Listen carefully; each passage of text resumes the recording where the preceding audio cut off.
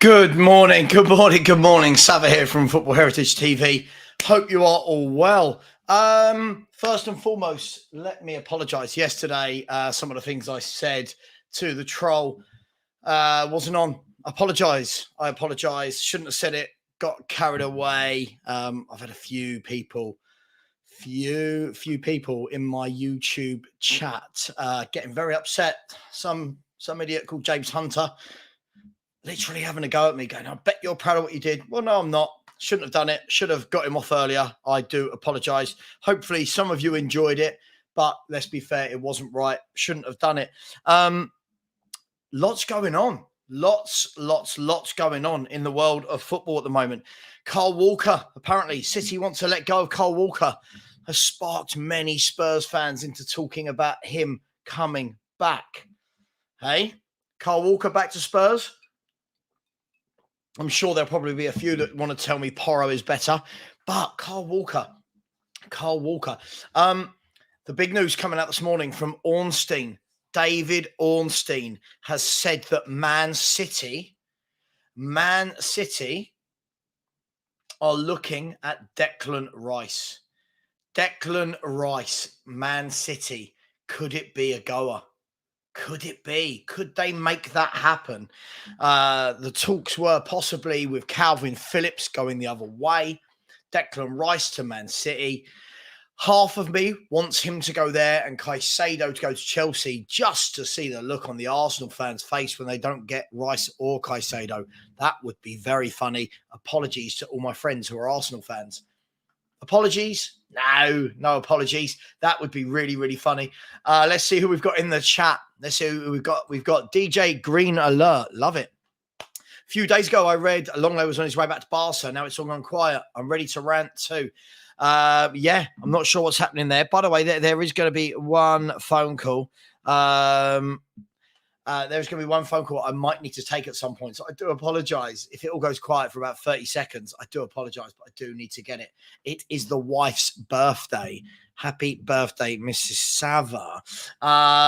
So I will have to take that phone call if it does come in. I apologize. How unprofessional of me. BVB David, big up to you as well. Thomas has said, why does Postecoglou hesitate regarding Kulusevski? Is a negotiation thing, or doesn't he think Kulu fits? I don't personally think he fits. I know a lot of Spurs fans will be well upset with that. I don't think he fits. I'm not bothered. I don't think Kulusevski's that great. I'll be honest. I think he is a cult hero that everyone loves for a few months of good displays. But in general, I don't see that much in him. I know, terrible, eh? Levy wants money, knocks off the price because we never qualify for Europe. He sees a few bob can be saved. Kuva 1999. Big up, one of the best people on YouTube. We love Kuva. Kuva doesn't write to me anymore. He doesn't call me. He doesn't message me. He used to send me sexy pictures of himself. None of that anymore. Nothing from Kuva. As I said, my gut feeling is that optimism of an attack-minded manager will fizzle out fast because we failed to do much in the transfer market. I'm expecting largely the same players as last season. Kuva, don't say that. We're going to have a whole new 11. A whole new 11. No, we're not. I hear you. I'm hoping you're wrong, but I hear you. Morton Barley said David Ray will be Brentford's first game of next season, but whose shirt will he be wearing? Hopefully, it is a Tottenham Hotspur shirt.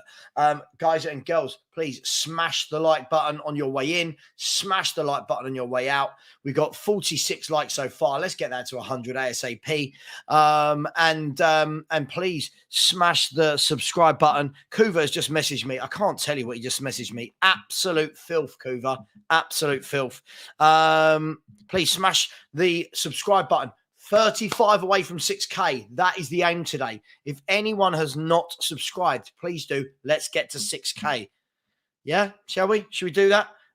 Just one person has just subscribed. We are 34 away from the 6K. Let's do it. Mark Cousins has said, good morning, Savva. I'm here for the entertainment and to check the maths. Yeah, apologies about yesterday. The guy couldn't work out that was 6 and not 4. Not his fault. Big up to you, Matthew. Darryl has said, I see a rocky start for Ange with them first 12 fixtures. Yeah, a tough. We'll get to that, but a tough running. Looks tough, doesn't it? That running is going to be a bitch, says Time Added On. Big up. Alan, how are you? Hope you're well, my friend. Finn, so big up Savva and everyone in the chat, including the lovely Cougar99. Hard start to the season, if you ask, and certainly a hard end. Yeah, I don't think Spurs are in any position at any point to look at the stage of the season and think it's going to be easy. So we'll see. Daryl said, I'll take 8th now. Listen, I'm expecting between 8th and 10th next season. Anything above that, I'll be well happy. Cougar99, that's a really sad outlook, but I can't argue it.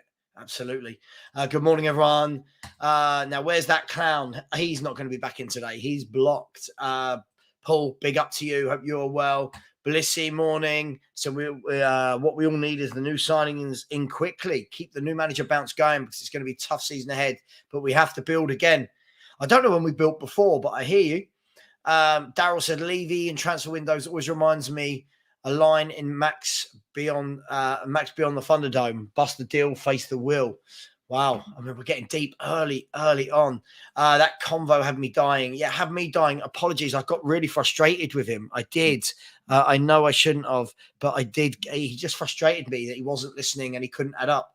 I've never, ever known. I've had people coming into my YouTube comments saying, yeah, Savva, 5th to 12th is mid-table. I'm like, 5th is mid-table. Imagine finishing 5th and someone saying you're mid-table. Unbelievable how stupid people are. Good morning to you. Good morning. Danny, big morning. Says, looks like we're giving up on Madison and going for Alex Scott. Yeah, I'd take Alex Scott. I wouldn't mind him. I think he's a good player. He will only get better. Dan G, it's a big up Savva in the chat. Tough opening fixtures. We're going to get to it. Yeah, absolutely. But again, my bad. I shouldn't have come at him like that. Terrible. Big up the man like Perchy. Go and subscribe to Perchy. What I would say is Perchy's about 200 odd away from 1,000 subscribers. If everyone could go and subscribe to him in the next couple of hours, that would be absolutely fantastic. Let's get this guy to 1,000. He puts in the graft. He works hard. He's a lovable guy.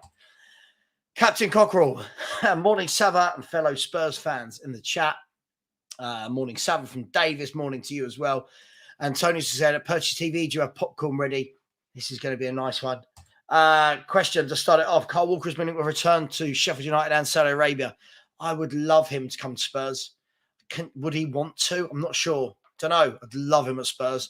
He'd automatically be our most decorated player, wouldn't he? Be our most decorated player. Daryl Denton.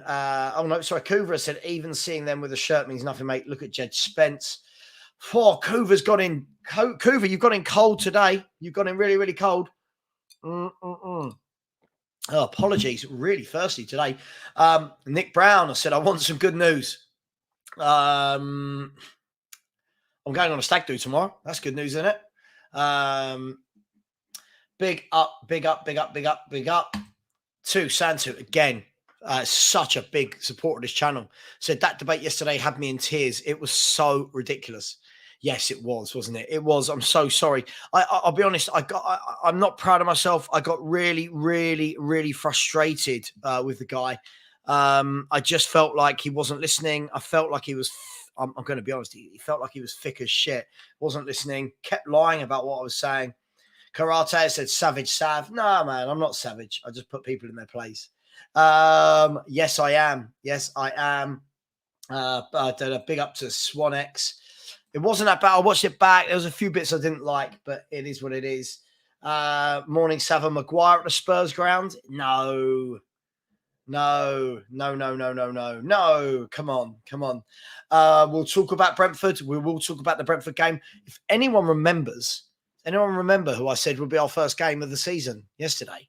I know everyone remembers the debate with that troll, but then I remember when I said I think we'll get Brentford away. Mystic Savva. City are hijacking Rice. I know it's brilliant. I really hope that happens. Is it lagging? Anyone else see us lagging? I'm always going to be me, Antonius. I'm always going to be me. I mean, I'm sorry to a degree. I mean, he was a troll, but I just shouldn't have said some of the things I said. Happy birthday to the missus. Absolutely. Happy birthday to the missus. She will always be younger than me, which is very frustrating. Again, thank you. How does a successful marriage work? Jesus Christ. I don't know. I've only been married since September. I don't know. Ask me in about 10 years. Can anyone else answer that? Every day's your birthday when you're married to Savva. Don't tell the wife that. She will not agree with you in any way, shape, or form. CT, morning. Savva, you wish me happy 50th yesterday and asked me what I was doing. All I know is my wife has booked 4-day break. My name is Clint. Great show. Big up. Big up to you. Hope you had a great time. And listen, if your wife's booking a 4-day break, you can't complain at that, right? Where's she taking you? Daniel Hammett, sorry. Good morning. Good morning. Good morning. Good morning. Good morning. Good morning. Good morning. Good morning. Good morning. Good morning to all of you. Yeah, we're going to talk about Conor Gallagher. We're going to talk about Conor Gallagher as well. We really will. Shafaya said, thoughts on Son's injury. He shouldn't have been playing. It's that simple. I think if you are that injured, I get it if you're going to play for a final or a semi-final, a big game.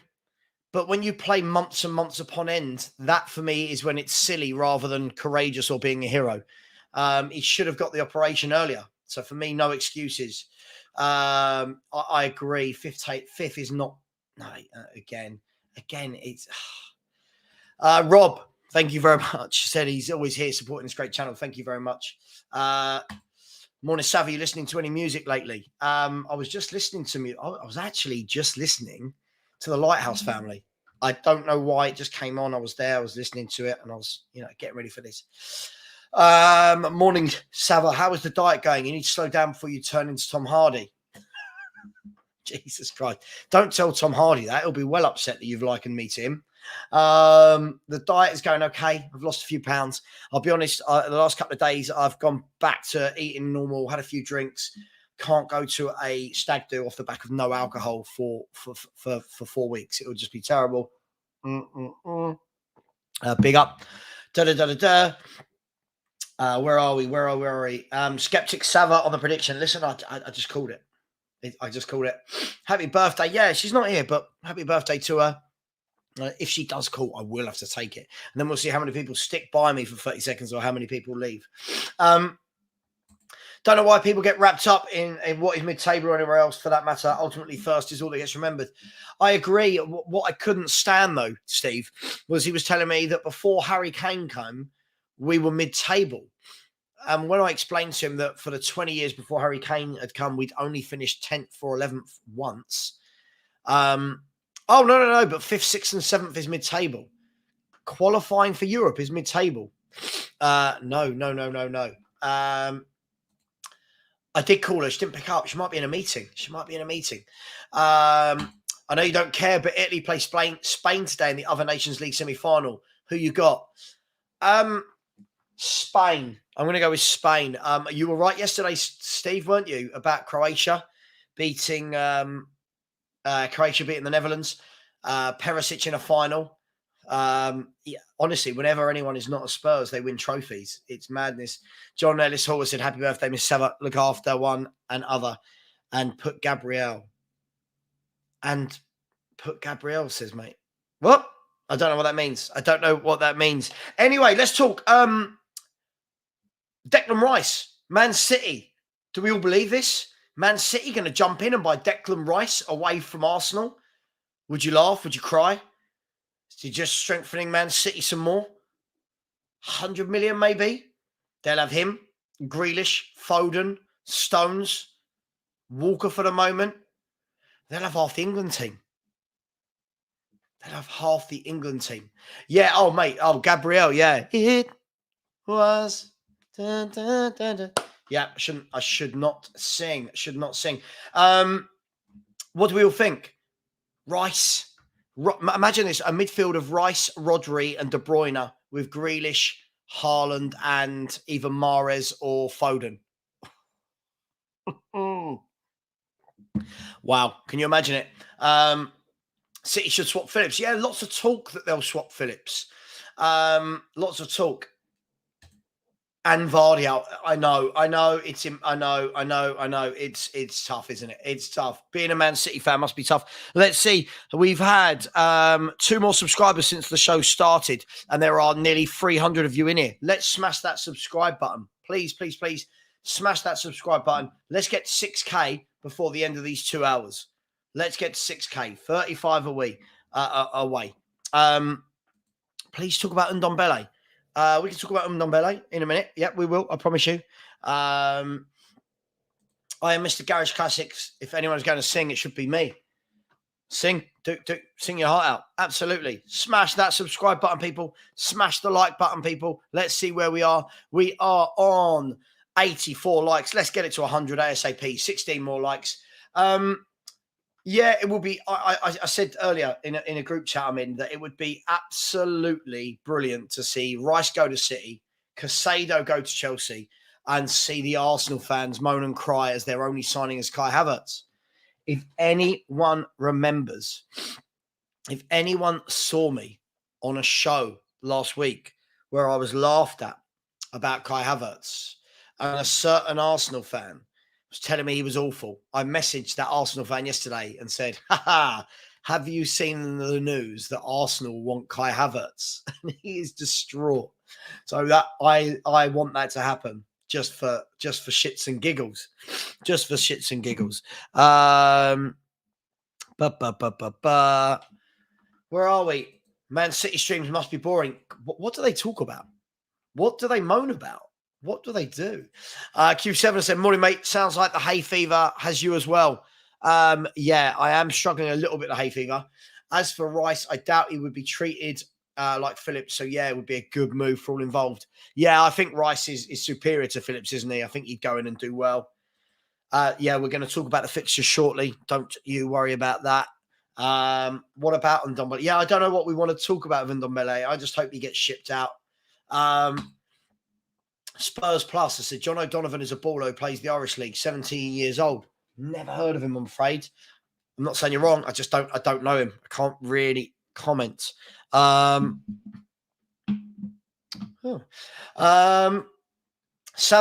your go-to creative player winger this season for us to sign? Mine is Sancho. No, not for me. The creative player I really want is James Maddison. I like Alex Scott as well. I don't really want Sancho, if I'm honest. Jimmy Costco said, unpopular opinion, don't pay the 30 million for Kulu and use it towards Sancho. A lot of Sancho fans, it seems. Daniel said, I wonder if City will include Phillips. Would make sense, wouldn't it? It would make sense for him as well. I think he'd do well at West Ham. I think that could revive his career. Sav, watched yesterday's show this morning. Area, you said you're from 1998 to 2002. Zens, yeah, Zens. Anyone know Zens on the one-way system? If you know what I'm talking about, you'll know where it is. That situation is not too hard to believe with Edu and Vinay. Absolutely. Raya, Adoji, Ibanez, Romero, Walker. Look at the difference between that and what we've got at the moment. I don't think anyone would say no to that, would they? Let's see. I mean, would Walker want to come back? Does he want to go back to Sheffield United? Where does his loyalties lie? Who knows? Let's see. Let's see. Unless Sancho is 30 million or less, I don't want him. We need defenders. John, I'll be honest, I think we need a lot. I don't think it's just defenders that we need. I feel like we need a hell of a lot of this club. Steve, can I go on loan to Newcastle? My team is clapped and wants to just thief rather than win. Wow. Big talk from Philly 2109, one of the Phil Army. Where's Phil P? Where's the leader of the Phil Army? Apparently the City chats, they'll talk about oil prices. Yeah, very good. I like that. Very good. Morning, Savva. Good morning to you as well, my friend. Rice will take Stone's role. I mean, yeah. Wow. Jesus Christ. Anyone see that? Was that a wasp or what? Jesus Christ. This is the problem with having the windows open during the summer. Sorry, why don't I invite Expressions oozing on? Yeah, I think Expressions has got, I think he's sponsored by Barstool, so I don't think he's allowed to go on. to certain shows. But hey, I'd love to get expressions on. I do a lot of work with his brother, if that helps. Absolutely, the J Maker, nothing better than a Savva rant. We'll get ranting in a minute, trust me. Kai Havertz was all right at Bayer Leverkusen, so I would say he would be all right for Borussia Dortmund. But 75 million is beyond Borussia Dortmund's target. I think he'll do well if he goes Arsenal. He's a very unorthodox footballer. I'm not really sure what his position is, but he's not the worst player I've seen. Hakuna Matata, if Havertz signs for Arsenal, that is a joke of a signing. He's in the category of the Sanchos and Pepes in terms of Premier League flops. I mean, the guy did score the winning goal in a Champions League final. I mean, I'm just saying. Sancho's wages are way too much for Spurs. Yeah, I don't get the hype for Jadon Sancho. I really, really don't. It's just me. Barella to Newcastle, how good a signing is that potentially? Yeah, I've seen that. There's been no bid. I think a lot of people getting carried away with this. There's been no bid so far, according to Romano and Ornstein. But if that does go through, what a signing. Barella is a great player. Big up, Nige. Hope you're well. Big up to you as well. People. We are at 94 likes. Smash the likes. People, if we have not got subscribers, I'm going to be really upset. We've got 2 more since I last asked. 23 away from the 6K. Come on, let's smash it. Let's have a party. 23K. 23 away from the 6K. Let's do it, people. Let's do it. Imagine Phillips takes a year off, wins the treble, then goes back to playing regularly. Mate, what a year. He's had a great year without playing a lot. Savva, would you be happy this window with Raya, Ibanez, Eze, and Solomon? Yeah, Raya, Ibanez, Eze. Yeah, I'm not too bothered about Solomon, but yeah, the other 3, definitely. I'm not saying I don't like him, but I'm just not as bothered. Have I seen the report? Which one, Joe? Which one? There's lots of reports going around. Get Alex Scott. Yeah, very good. Yeah. I wonder who you're talking about there, Mark, from Bristol. I wonder who you're talking about. West Sydney Flamingo said, unpopular opinion, I rate Sancho. I think he'd do well. I don't think it is unpopular. A lot of people seem to really, really like this guy. No, I won't buy a season ticket from Daniel Levy until he sorts the club out. Otherwise, I'd be a massive hypocrite. Thoughts on Ibanez from Roma. I don't want him personally. He also makes huge mistakes like Dyer. Not a big upgrade. I think he's better than every single centre-half that we've got, if I'm really honest. I think he's better than all of them. I'm including Romero in that. Savva, why would you sell Ndombele? Because you don't like him? Is Skip more a player you like? You're supposed to be a football man. Give me a proper reason. Wow, gone straight in, have you? I mean, Jesus Christ, how many reasons do you want? He's had 4 years at Spurs and done nothing. He is the laziest footballer I think I've ever seen. He's unprofessional. He looks overweight. He can't run. He's got no legs. And I don't think he would be a Postecoglou type player. Sky Sports have just announced this. Oh, I knew that would happen.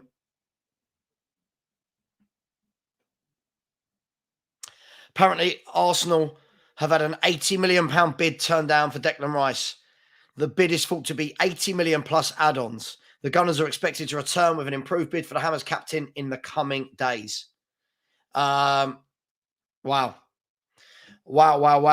80 million pound bid turned down. Football has gone crazy, hasn't it? I'm not going to read this out, but I do agree. I do agree. Their argument is probably who should play today. Is it Mahrez or Foden? Or I mean, can you imagine? Imagine the problems they have. The first world problems at Man City. Big up the Phil Army. Where are the Phil Army? Paul says, as a United fan, I'd love Spurs to take Sancho. Yeah, I just don't want him. I really, really don't want him. Sorry, Savva, only just got here. Had PTSD from how stupid the guy was yesterday. Big up Martin. Yeah, he was a bit of an idiot, wasn't he? Didn't know how to count, which was worrying. I did some research yesterday as well. By research, I mean I went on to Wikipedia. Jimmy Greaves' last goal for Tottenham Hotspur was in 1970. 1970 to 2023 is 53 years. So when he said it's been 80 to 100 years, no, it's been 53 years since Jimmy Greaves scored a goal for Spurs. Rest in peace. What a man. What a footballer. Saint and Greavesy, one of the best shows ever on TV. Yeah, it did. I did. You know what?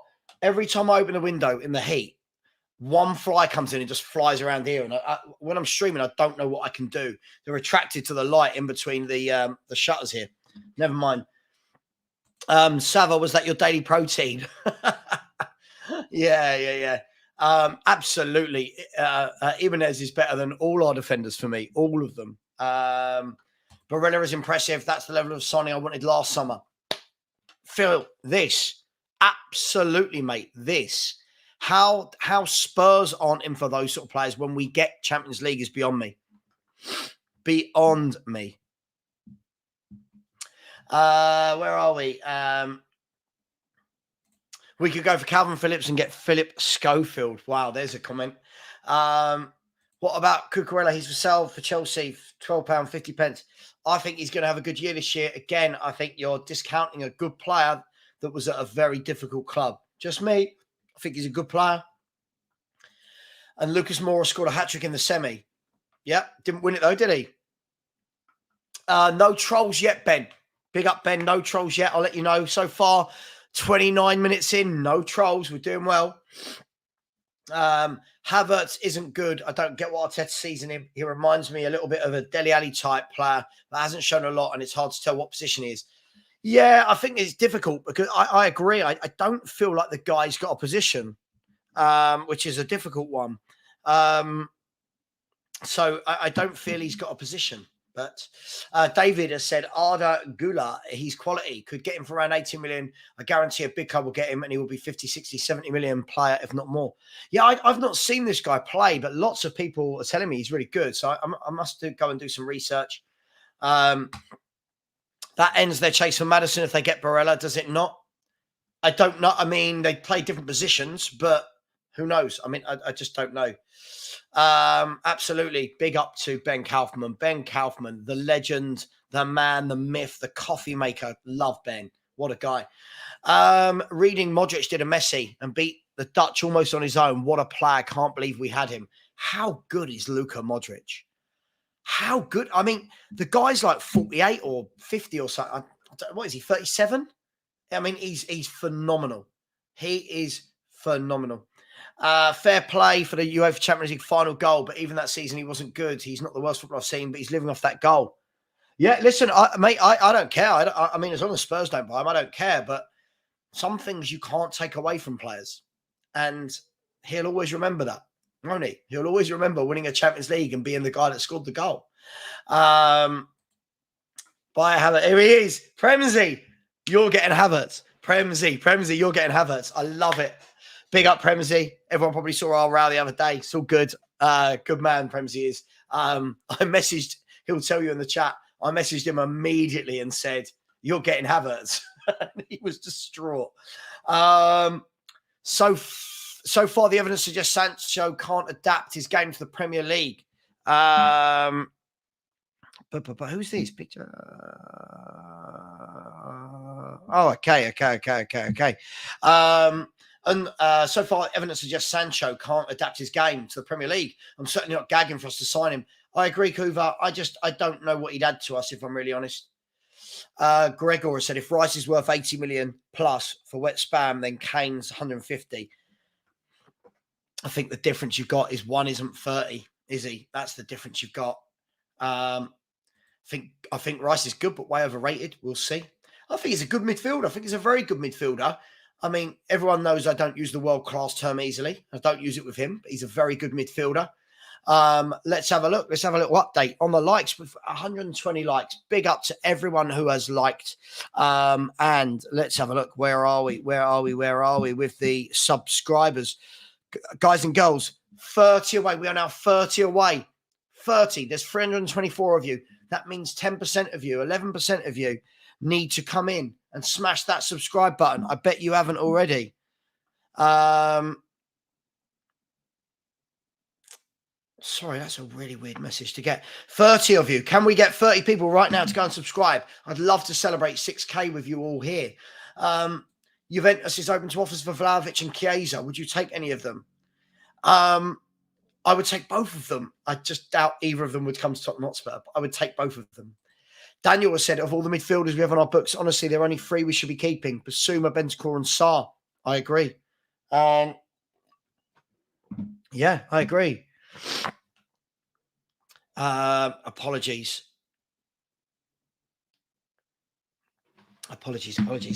You've United fan on here trying to sell Sancho. Yeah, I mean, I know it is funny, isn't it? Sancho is a designer brand, Andros Townsend. I like that. He's a designer brand, Andros Townsend. Kate has said Sancho wants to go back to Dortmund. Danny has said if City get Rice, would Phillips be any good for us? Guys and girls, let's have that conversation. Calvin Phillips to Tottenham, would he be good in our midfield? What do you think? He did. George said, good evening, Savva. Happy birthday to your better half. Watching you, waiting for Australia versus Argentina in a couple of hours from China. Yes, happy birthday to her. She has not messaged me today. So either I've done something wrong, quite possibly, or she's in a meeting. But if she does call, as I've said, I do apologise. Please let me know if that's okay. If she does call, I will take that call for 60 seconds. I can't ignore the wife on her birthday. Brentford away first game. Is that a loss? I mean, let's see. Will we have their goalkeeper by then? Who knows? Greaves used to take corners and scored direct from a few. Roms, big up Romsey. I love Romsey. Smash the likes. Big up Sav. I hope you are well, my man. One of the good people. Go over there and subscribe to Roms. Yes, Danny's like Barella is a top midfielder. Mark Cousins said, I saw Jimmy play for Barnet at Yeovil. Mark, by any chance, do you live near Yeovil? What is it? Huish Park, isn't it? Huish. Okay. Huish Park, I believe, is Yeovil. I yesterday saw a reel where Sancho downgrade was shown first, but then it showed Dele Alli, which made me numb. I miss Ali badly. He could have been good. I don't miss Dele Alli at all. I'll be honest. I'm glad he went. I thought he was dreadful. I think he had a couple of good years where he was unknown, young, and then he didn't grow. I would take Eze. Absolutely, Callum. I would take Eze all day long. I want players like that, some mavericks that can do some different things with football. I would absolutely love that. Let me just check. I've not missed any super chats. I haven't. It's Sancho. Santu is putting them in there. Where are we? God, there's loads of comments. There are loads of comments. Modric was too good yesterday. Imagine being too good. I mean, absolutely. One of the best footballers I've seen, Luka Modric. An absolute sensational footballer. You're right. Brilliant. Absolutely. Big up Premsy. Yusuf has said Madrid, City, and now Arsenal have been interested in Havertz. Clubs must be seeing something in him that we don't. It's strange, isn't it? I mean, I don't think he's the worst player. Again, I just don't know what he is. Like, if he goes to Arsenal, where does he play? I know he'll be a squad player, but where does he play? I don't know. But hey, Savva, how genuine do you think the Chelsea money issues are? Do you think they have any realistic transfer targets that Spurs should go for? First of all, their money issues. I mean, let's be fair. I think they're going to make about 250 million in player sales this window, aren't they? They're looking at selling Mount for 60 million. Loftus-Cheek has gone. They're selling Havertz for 40. They're selling Lukaku, possibly Gallagher for 40 million, possibly Hudson-Odoi. Koulibaly's going. I mean, they're going to make a lot of money. I agree. For 150 million for a 30-year-old with 1 year is ridiculous. I do agree. Lou Baker has said, big up, so I hope you're well. Great show as always. Hope to start seeing some good signings coming through. Let's hope that starts with David Raya. I did, Joe, didn't I? I did predict the opening day fixture. Maybe I've got some inside people. No, I haven't. Just a lucky guess. Ayush, big up, Ayush. How you doing, my man? Every club making signings while we will drag this rare deal till July. I'm really hoping we get it done this weekend. I really am. Sancho has the ability to do very well in a different environment. Zaha has Crystal Palace after leaving Man United. Yeah, I agree. I'm not saying he's a bad player. I just don't know where he fits in. Yes, Ben loves his Italian stuff. Yeah, Chiesa's a very good footballer. That tells you, Ben, he's not coming to Tottenham Hotspur, doesn't it?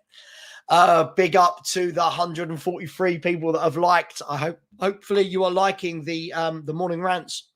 I have to tell you, this is the last morning rant for 2 weeks. Tomorrow I go on a stag do. I'm not back. I go on a stag do for 4 days. Then I go on holiday. I'm not back till the 1st of July. There'll be videos every day, but no rants for 2 weeks. I do apologize. Probably a lot of people think that's good. I would take both of these players in a heartbeat. I'd take both of them. Yeah, I mean, I just don't see anything in him. I'm just being brutally honest. I don't see anything in this guy. I truly believe if he wasn't through the youth team, if we had actually bought him, I don't think we'd want him. Where are we? Can we get to the 6K? Can we get to the 6K? 26 more of you. Come on. Right now on the 39th minute, if 20 of you can go over and subscribe, let's get to the 6K. It'll be brilliant to do it live. We're now 24 away. Smash the button. I mean, should we have a prediction on what time the wife will call me? It's 11 minutes past 11. Hey, happy birthday, Miss Savva. I would be happy with Calvin Phillips. I'd take Calvin Phillips. I would. Strasbourg Steve said, Ben Kaufman, I agree, but 100% I'm worried about his injuries. He wasn't great this season, but Allegri is terrible at coaching attacks. Yeah, Juventus aren't the best, are they, when it comes to that? Kate, big up, that said, Sav, I hope you bought your wife a lovely present.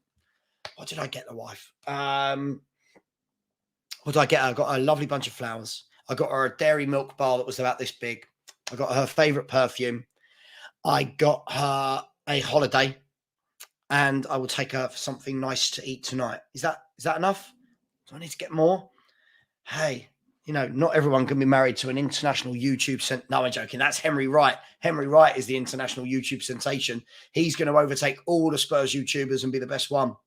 Conor Gallagher. Let's talk about this guy. I think another one that will divide opinion. I don't mind him. I think he's decent. I think he will add good legs. Everyone knows I like my legs. I think he'll add legs, energy. I think he'll be great with the press. And I think he'll add a few goals. I've got no problem with Spurs signing him. Don't think it's going to happen, but I wouldn't mind. I agree, completely agree. Rafa said, Savva, do Lo Celso and Reguilon have a future? I reckon Reguilon might, unless he wants to go. I don't think Lo Celso has the engine to play Postecoglou's style, if I'm brutally honest. That's just me. I don't think he's got the engine. You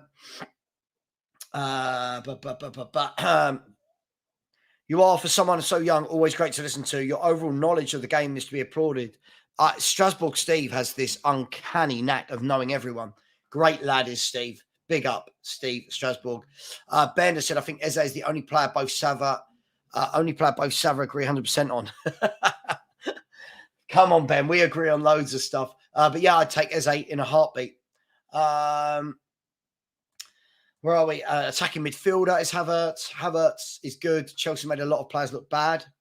Who's better? Fernandes. Are we talking about Enzo? If we're talking about Enzo Fernandez, or are we talking about Bruno? Enzo Fernandez, for me, is a wonderful footballer. A very good central midfielder. Better than anything we've got, for sure.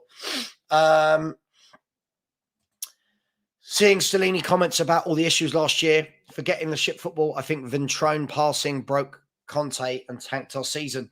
Possibly, quite possibly. A lot went wrong last season, didn't it? I'm just glad to see the back of it.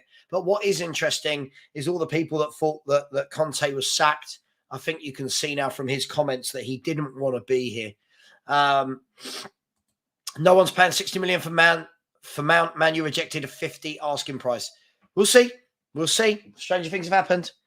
Savva, you're right about Havertz. No idea what he is. Yeah, I think he's criminally misused at Chelsea, but at the same time, I have no idea how he should be used. I mean, I guess that's the issue, right? Big up. Defo Benjamin. Hi, first time watching on Twitch. Big up to you. You're more than welcome. There's a few people from Twitch in here. A lot more people from YouTube. Smash the like button. Let's see. Do you think we can get to the 6K?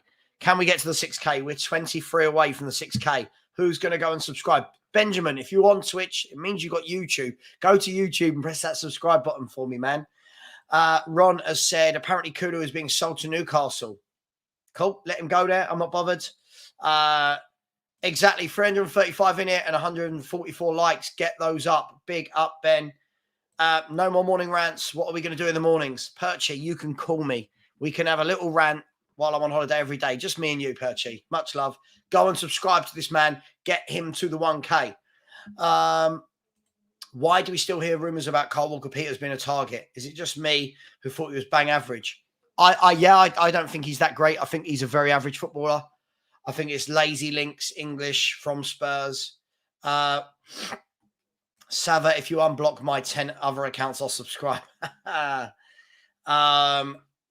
Yeah, I'm getting old. I don't know if I can. I'll have to, day 1, hit it hard. Day 2, a bit slower.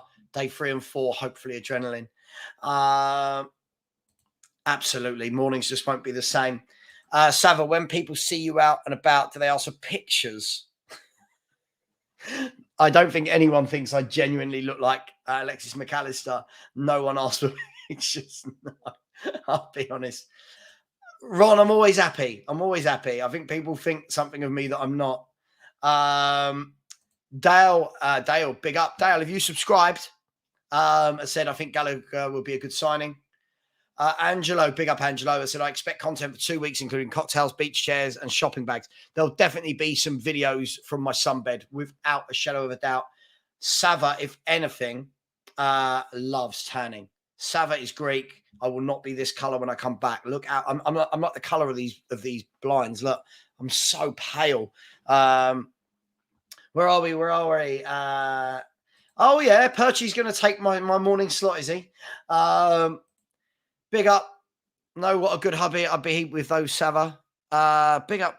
Know what a good hubby I'd be happy with that. Oh, I'd be happy with those. Yeah, absolutely. Kate, listen, you got to do what you got to do, eh? Where are we? There's so many. Savva, with those presents, you'll be in the good books with a darling for at least a month. I reckon it buys me 24 hours of being in the good books, because going on a 4-day stag do, but just before a holiday isn't the one. The Holy Goalie says, Savva, Ange lost 3-1-3, drew one of his first 7 games at Celtic. Will your support have the patience? One thing for sure, you won't be bored next season.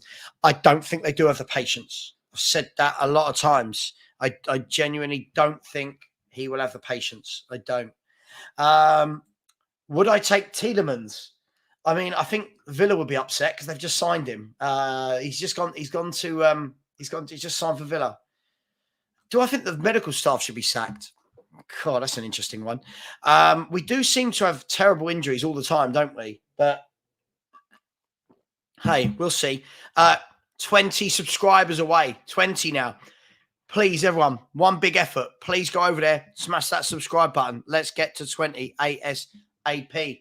The things we have to do as men to keep our missus happy, I tell you, has leveled up. I mean, yeah, but, you know, they love us. They support us. They look after us. They do everything for us. Big up, Savva. Good morning, brother. Good morning to you, Marcel. I enjoy these early morning streams from Orlando. Orlando, what's the time where you are? Must be, what, 5 a.m., 6 a.m.? Yeah, Phil. Yeah, they've rejected 80. I reckon it will end up being 90 odd.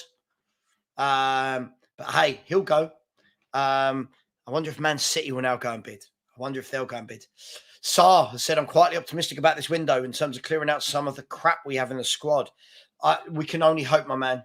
Alex has said Kulu was indeed offered to Newcastle. They can have him. What cracks me up, I'm just looking at Fabrizio Romano's page, and there's a bit about Richarlison. And Richarlison said, of course, Real Madrid is the biggest club in the world and every player wants to wear their shirt. But I have a club, a contract. I have to prove why Tottenham bought me for a high price. But any player dreams of playing for Real Madrid. 2 things I note of that. One, it seems like he has got more ambition than Harry Kane. And 2, how on earth would Real Madrid want this guy? Baffling. Raya, 2 new centre-backs and a creative midfielder should be our priority. Not interested in any attacking links until these positions get sorted. Yep, we do need a lot.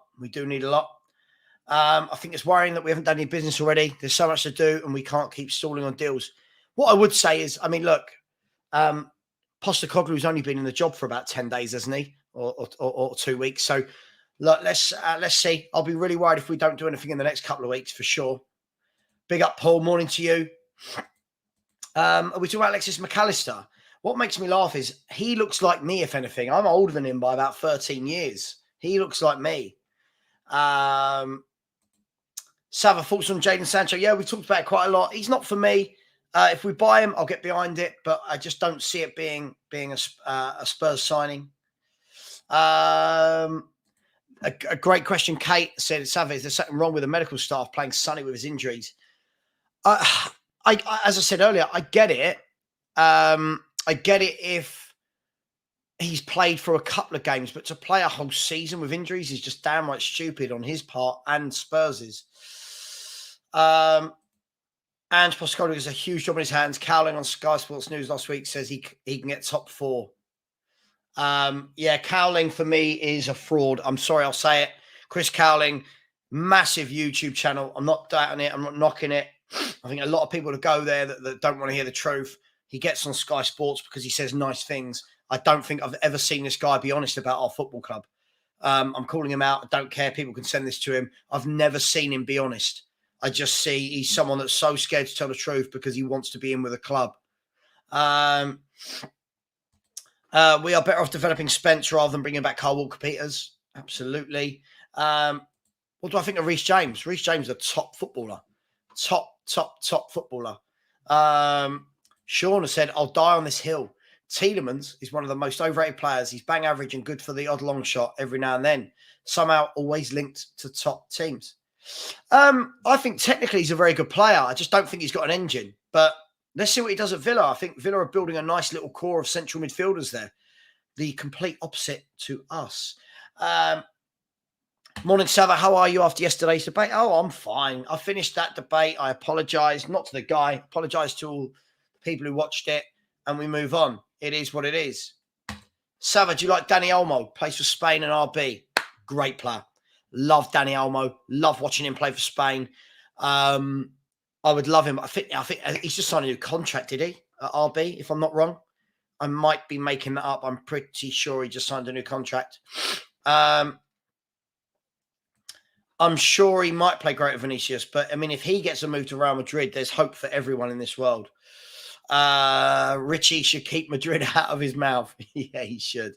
Yeah, he should. Good morning, Savvy. That'll do. It's only one letter away. Good morning to you, Bando baby. Good morning. Total loss Spurs. A creative midfielder, indeed a must. 2 centre backs and another left back. Absolutely. Kate. So Kudos said our medical staff has been a problem for a while. I agree. Kate has said, Savva, hope you don't drink too much. Where are you going on holiday? Hope you have a lovely holiday. I'm going. Where am I going on holiday? Do I tell people? I don't know. Maybe my stalkers will turn up. I'm going to Mallorca for my holiday. And for the stag do, I can't tell you the ins and outs of it just in case the stag is watching. Strasbourg Steve, your subs have increased by 1. Keep that content coming, Savva. Can we get Strasbourg Steve? Please. Everybody, Ben Kaufman, if you're in the chat, do me a favor. Could you whack in Strasbourg Steve's YouTube link, please? Again, please go and subscribe. This guy is a really genuinely nice guy, really good guy. His knowledge of football is right up there. Like, just knows everyone. Well, it's not my stag do, by the way, Alpesh. It's not. There's already a picture of me. There's already a picture of me flying around YouTube somewhere of me on my stag do wearing a West Ham shirt, which was bloody awful. And I've since burnt it. He is a yes man. He is. I do think Chris Callan is a yes man. I invited him on once. He just ignored me. People like that, I think they think they're too big and they just lie. Like, he goes on Sky Sports and says things like top 4 and it's like, Jesus Christ. I don't agree with you over Kulu. I think he's a very good player with a shit season and a shit team with shit tactics. Yeah, but you're going off for 3 or 4 months. I'm going off a year. I feel like we get well overhyped about players well too quickly, if I'm being honest. Kuva 99. Kuva, let me know if you want to come on. Instead of Kuva just messaged me. Do you want to know what Kuva just messaged me? This is what Kuva messaged me. You slag Avit. Can you? But so rude. If you want to come on, mate, let me know. I love Kuva. I've always loved Kuva. I think I might have used the L word to his face, but yeah, which is fine, Taku, which is fine. But then when you're the guy that goes on Sky Sports and represents Spurs fans, I just watch it and I'm like, oh my God, this is so not true. And Sky Sports just like, oh my God, Spurs fan Chris Cowling. And it's like, oh God, he's but yeah, I don't like YouTubers like this. Put your comments in. I won't read any of them out. Hey, which is exactly why I should be on more than 5,976 subscribers. Please go and smash the subscribe button. I know Mama Flossie has. I know you have. Thank you. Everybody, please, please, please smash the subscribe button. Bobby K is in the house. He is now flirting with Kuva. It's all good. Lots of stuff happens in my chat. Bobby K, one of the best Spurs people about. I love Bobby K. Bobby K, always welcome on, brother. You know I love you. The flirting just gets worse, doesn't it? Well, hello there, my delicious cup of milk chocolate. Love it. Love it. The tension is just building. Georgie George says, Savva, I'm an Arsenal fan. It's all right. We won't hold it against you. I watched Ange from when he first started playing. Even though he's on holiday in Greece, he'll working like an Australian cattle dog. He'll surprise you all. I'm excited. Yeah, Kuva's going to come on. This is lovely, isn't it? Should we give Kuva the... Bear with me 1 second, people. I just got to send Kuva the link. Hang on 1 second. Compose. Send an email to myself with the link. Here it is. Now we've got to get the link. Now what we've got to do is get the link from my emails on my phone. And then we get the StreamYard link. We copy that. Copy the URL. It's hard work being a YouTuber. And we paste it. And we send to Kuva99. So Kuva will be on shortly. Please get sexy Kuva on. He's coming on. He's coming on. He's coming on. The sex god that is. Blue American has said, hope you're well, Savva, in the chat. We are all well. I think everyone's having a great day. Please go and sub to Steve. Subscribe to Perchy TV. Perchy, please, please, please subscribe to this guy. Cheers, Savva, at work, mate. Just a quick pop in, say hi. Hi to you. Love you. Achilles, big up Achilles. As Savva, do you think Eze would be a decent alternative to Maddison? A lot of our fans champion Alex Scott, but I don't think he's ready to be a starter. I'd like both in the squad, if I'm completely honest. I'd take both. I want legs, I want energy, I want skill, I want some technical footballers. And I really, really like Eze. I really, really like Eze. So I definitely would like that. Definitely. Big up to Kuva, yeah, from Tom Thacker. Leave the medical team alone. It's not Levy's fault that the medical team is as incompetent as he is and he refuses to sack them. Big love, Philly. Big love. Kate said we need to start getting some of these deals done. Or we are going to be left behind. Yeah, I agree. The next couple of weeks is crucial. Let's get some deals over the line. People, I'm not going to keep asking. Come on. Let's get to 6K while we're live. We are 21 away. 20 away now. We are 20 away. Savage, you see Kane in a Tottenham jersey. I do. I don't think he's got the ambition to hand in a transfer request. So, yes, I do. Q7 said, Callum McGregor, what's your thoughts on him? Do you think he could do a good job? Like him? Oh, God. Now I've got Barry who wants to come on. Let's let Barry on as well.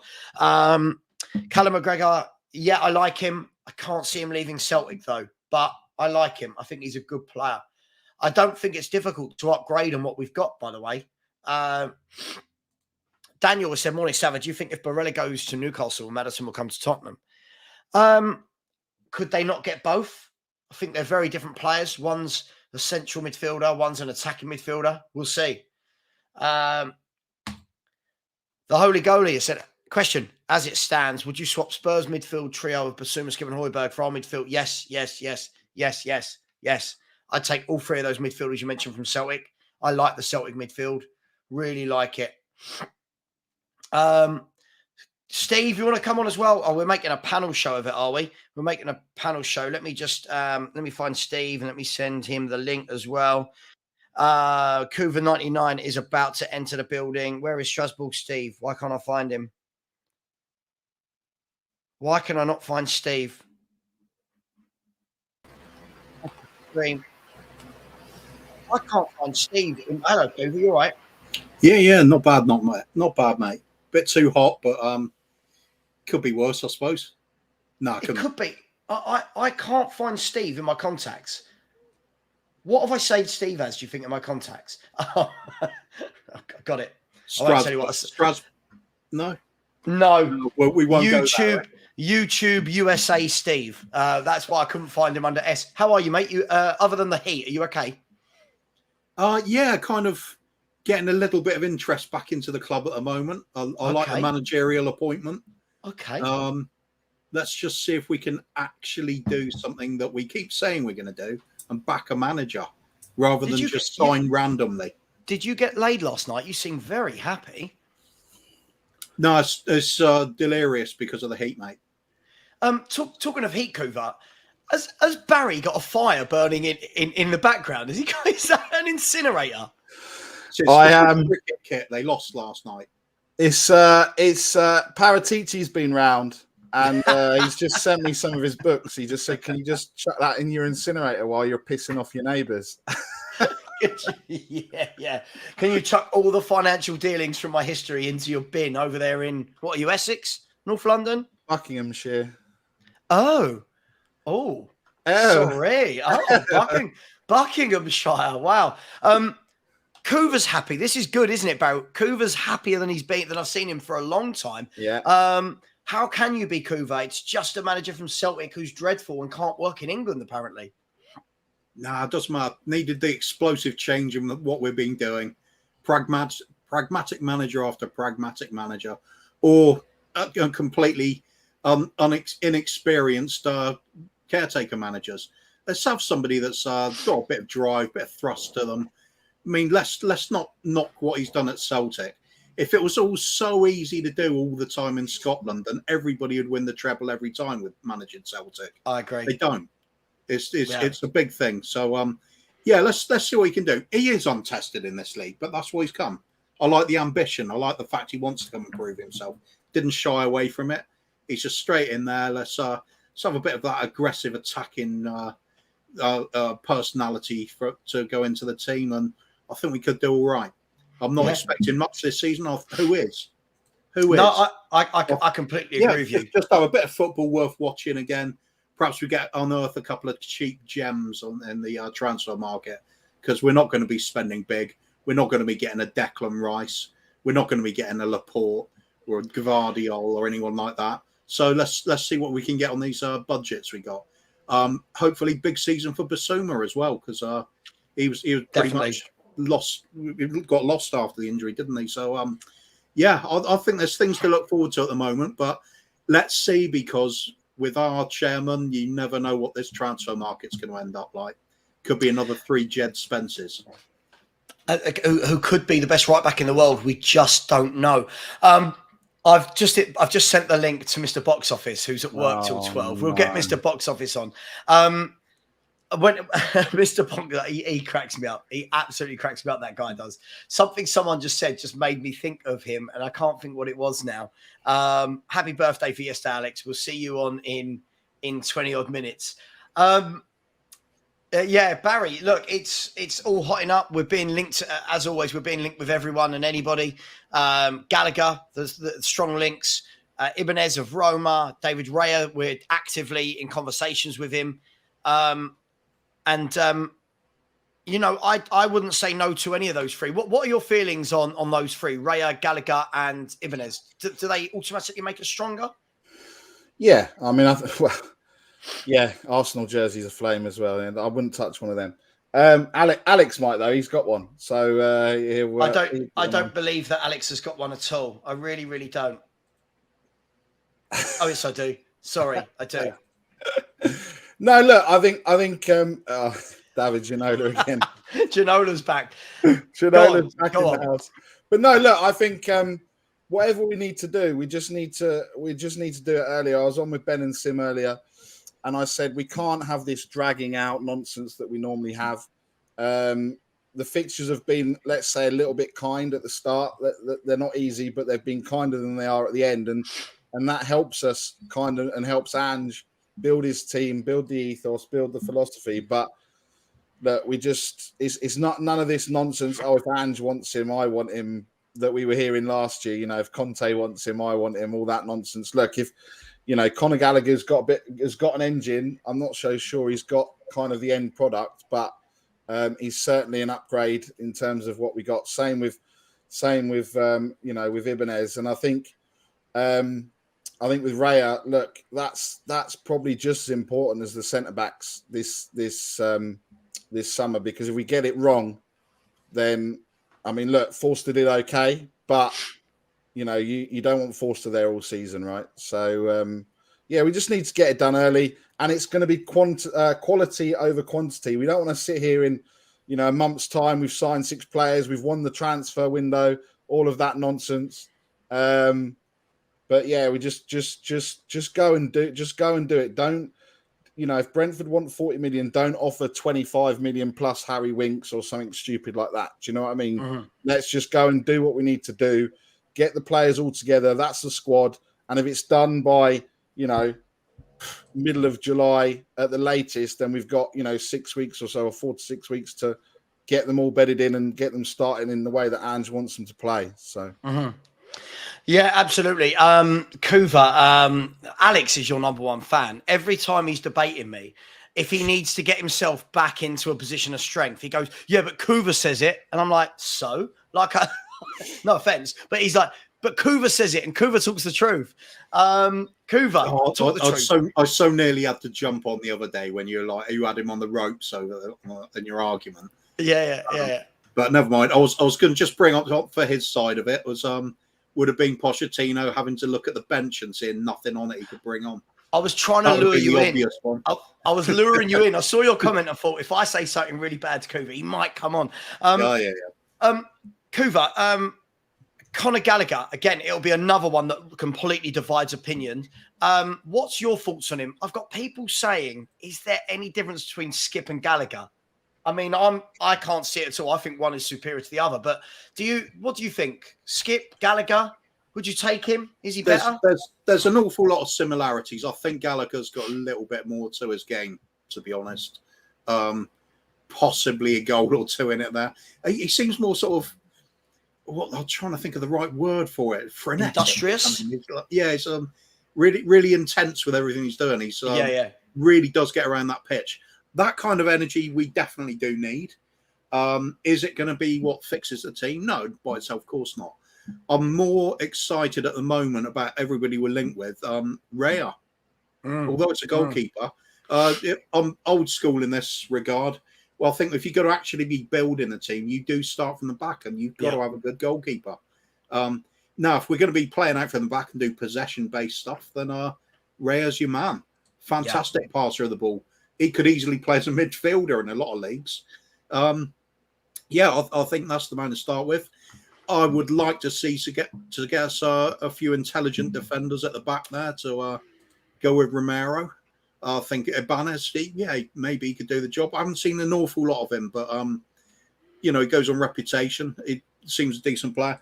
Certainly got to be an upgrade on Dyer, Langley, Sanchez. These players that I don't think should be anywhere near the team. Yeah. So let's see what we can do. If we can put in some proper footballing defenders, getting a bit of energy into midfield. Scoring goals wasn't a problem last season, was it? Despite the football we were playing, we always finding ways to put the ball in the net. So, let's get a little bit of a style, a little bit of panache back in the side, a little bit of that sort of swashbuckling style of play that we used to love under the likes of Redknapp, Pochettino, even under Martin Jol. I want some of that feeling back in the team. Even if we're not winning anything this season, I think it'll be a bit much to ask, but let's enjoy the ride. I think if we can see us going forward in terms of the way we play football, that'll be a start. Are you surprised though, guys? The whole David Raya thing, I genuinely thought when we were linked with this guy that the whole fan base would be like, yeah, good signing, like get him in. It's really like with everything that happens in this fan base, it is 50-50. Lots of Spurs fans saying, just he's not that guy. He's not that good. He's not worth 40 million. Where are you guys with this? And just before you answer that, 19 subscribers away from the 6K. Let's make it happen. live on screen. If you do that, Barry and Kuva will kiss. Like they'll kiss. Who doesn't want to see that? I can't. Bobby would go mad. Bobby K. Oh, I thought you were talking about Bob Spur. Oh, too soon. Barry, why are people doubting Raya? What's gone on here? Why are we not happy with this? I think it's going to be the third highest fee for a goalkeeper in the Premier League. So I think there's that people are questioning. I guess people are sitting there and going, we deserve better, although I'm not really sure what other options are out there and there are better that are there. I think there's obviously I've just seen there's another one a little bit lower down. There's the question around that one. There's that one about Ramsdale being 30 million. So I think it's like everything. We're used to overspending. Do I think 40 million is too much? Not really, from what we're getting, and considering what we got with Hugo and the amount of years we got out of him and got him to stay. So yeah, I think it's just the usual. The usual. I don't think we deserve this player. We should be going for better. We shouldn't be spending that amount of money. We spent 50, 60 million on Richarlison. So, let's use it in comparison. I'm sure David Ray is going to do a hell of a lot better than what Richarlison's done thus far. Yeah, I mean, I agree. I mean, Kuva, it's a strange one. I mean, when we talk about fees like 40 million in this day and age, 40 million, I know this sounds crazy. It's nothing. You think of the days when 40 million was like a world record fee. For a guy that could be a goalkeeper for the next 6 to 7 seasons, 40 million doesn't seem too much to me. But loads of fans seem really concerned. And by the way, Yellow Dean, you really do not like Raya, do you? But hey, Kuva? Yeah, as Barry said, today's market is probably a good price. I think the thing we're going to have to realise now is we do have a strict structure when it comes to transfer policy and how much money is going on to the new players coming in. Yeah. Now we're out of the Champions League and we will be out of it for a considerable future, in my opinion. We might be 10 years before we see that again. There are clubs that have come in, big money owners now. The rise of Newcastle cannot be overlooked. Man United going to surely get their act together, stabilise their position. Unfortunately, the Gooners were well worth their top 4 place, even though we laughed at their falling away from the title race. Liverpool back in it. That's 5 that you were going to struggle to get anywhere near them for a few years. Mm-hmm. So, Raya, yeah, I think he ticks all of the boxes. The question is, if you don't get him and you look for a cheaper option, who the hell is it? Yeah, I don't get it. And we're certainly not going to go more expensive because who's better around that we're likely to get? So sign Ederson, Allinson? No, I don't think so. No, so people talk about players, Kuva, like Mike Mannion, and it's like, well, yeah, Mike Mannion's one of the best goalkeepers in the world. Let's be really honest. I feel that as much as it's great to set your expectations to the sky, it's not realistic. There's no way a player like Mannion turns around and goes, you know what? When I leave Milan, I'll tell you where I want to go. I want to go to that NFL stadium. Do you know what I mean? It's not realistic, is it? No, of course not. I mean, even if we suppose, playing fantasy football or Football Manager again, even if we suppose we got a more modest budget this season, struggle to shift players away, lack of Champions League money. Supposing our budget's like 60, 70 million. If it's 40 million to get a quality goalkeeper in, spend the 40 million.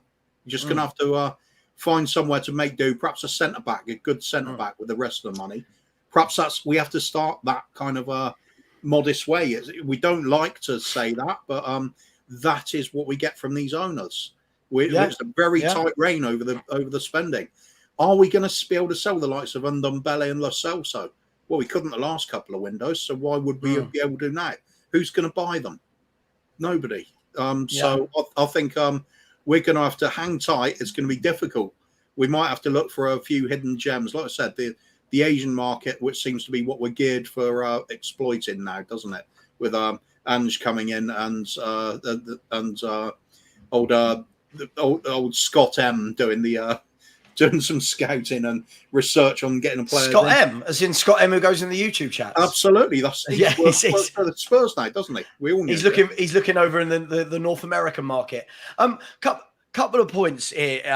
I never know whether to call you Barry. Barry, a couple of points, Barry. First of all, this one.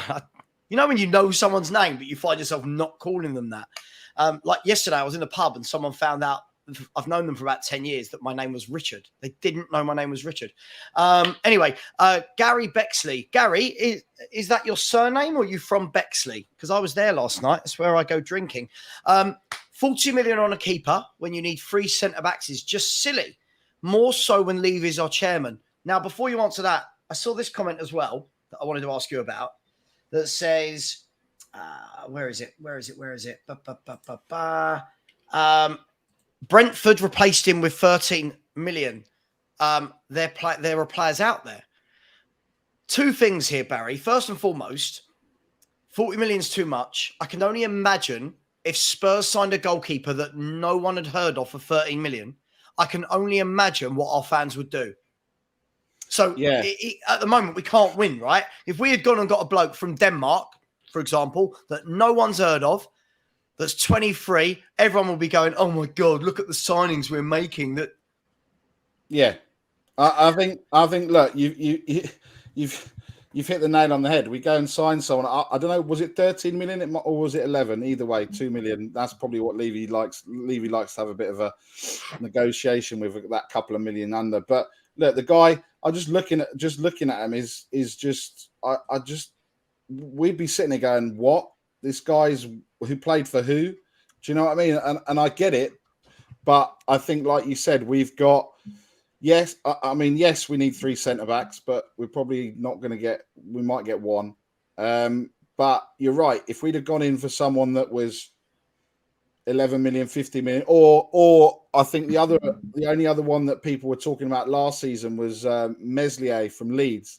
If we signed him, everyone would be like, why are we signing a keeper from someone that's just been relegated? Do you know what I mean? Okay, he's young, he's cheap, but yeah, I think you're right. It would go the other way. I mean, the only other one like that people were talking about was Jan Oblak, but he's not going to leave to come to Spurs. And even if he does, he's 30. What are you going to get? 2-3 seasons? I know goalkeepers go on a bit longer, but if we're talking about this rebuild or build or whatever we're talking about for the next 4 years, and we're going to have patience with Ange, then, you know, Ray is only 27, 28. So, you know, you've probably got 5-6 years out of him. So and homegrown as well. Yeah, homegrown, right? Yeah, exactly. Which has always been we've always flirted on the edge of the everything with the homegrown quota, with the loan quota, with everything else.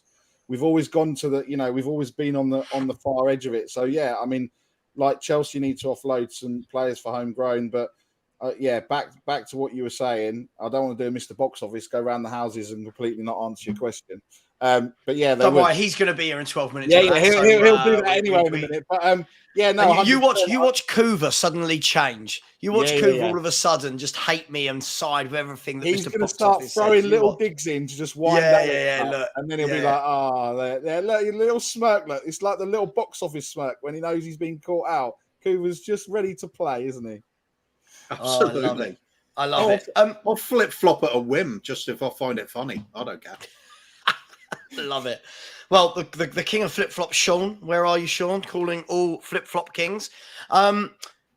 Just quickly, have got a super chat, and then I'll ask you about Carl Walker. Q7, thank you very much. Very generous of you. That said, add this towards your night out with your better half, mate. Reyes, why is she my better half? She definitely is. She is. Apart from liking Ronan Keating. But, Oh, that was mad, wasn't it? Do you remember doing the 24-hour live stream going, babe, who'd you fancy if you could have anyone? Ronan Keating. Ronan Keating. She's allowed to, yeah. At least, like couples have a laminate list of who you're allowed to sleep with other than your other half. If all I've got to worry about is Ronan Keating, I'm happy with that because Margot's top of mind. Hopefully now Margot Robbie appears in the chat. Raya's a good keeper, and if we get the right players in front of him, he'll do well. Spurs fans, let's be realistic in our targets. I completely agree with you. We do need to be realistic.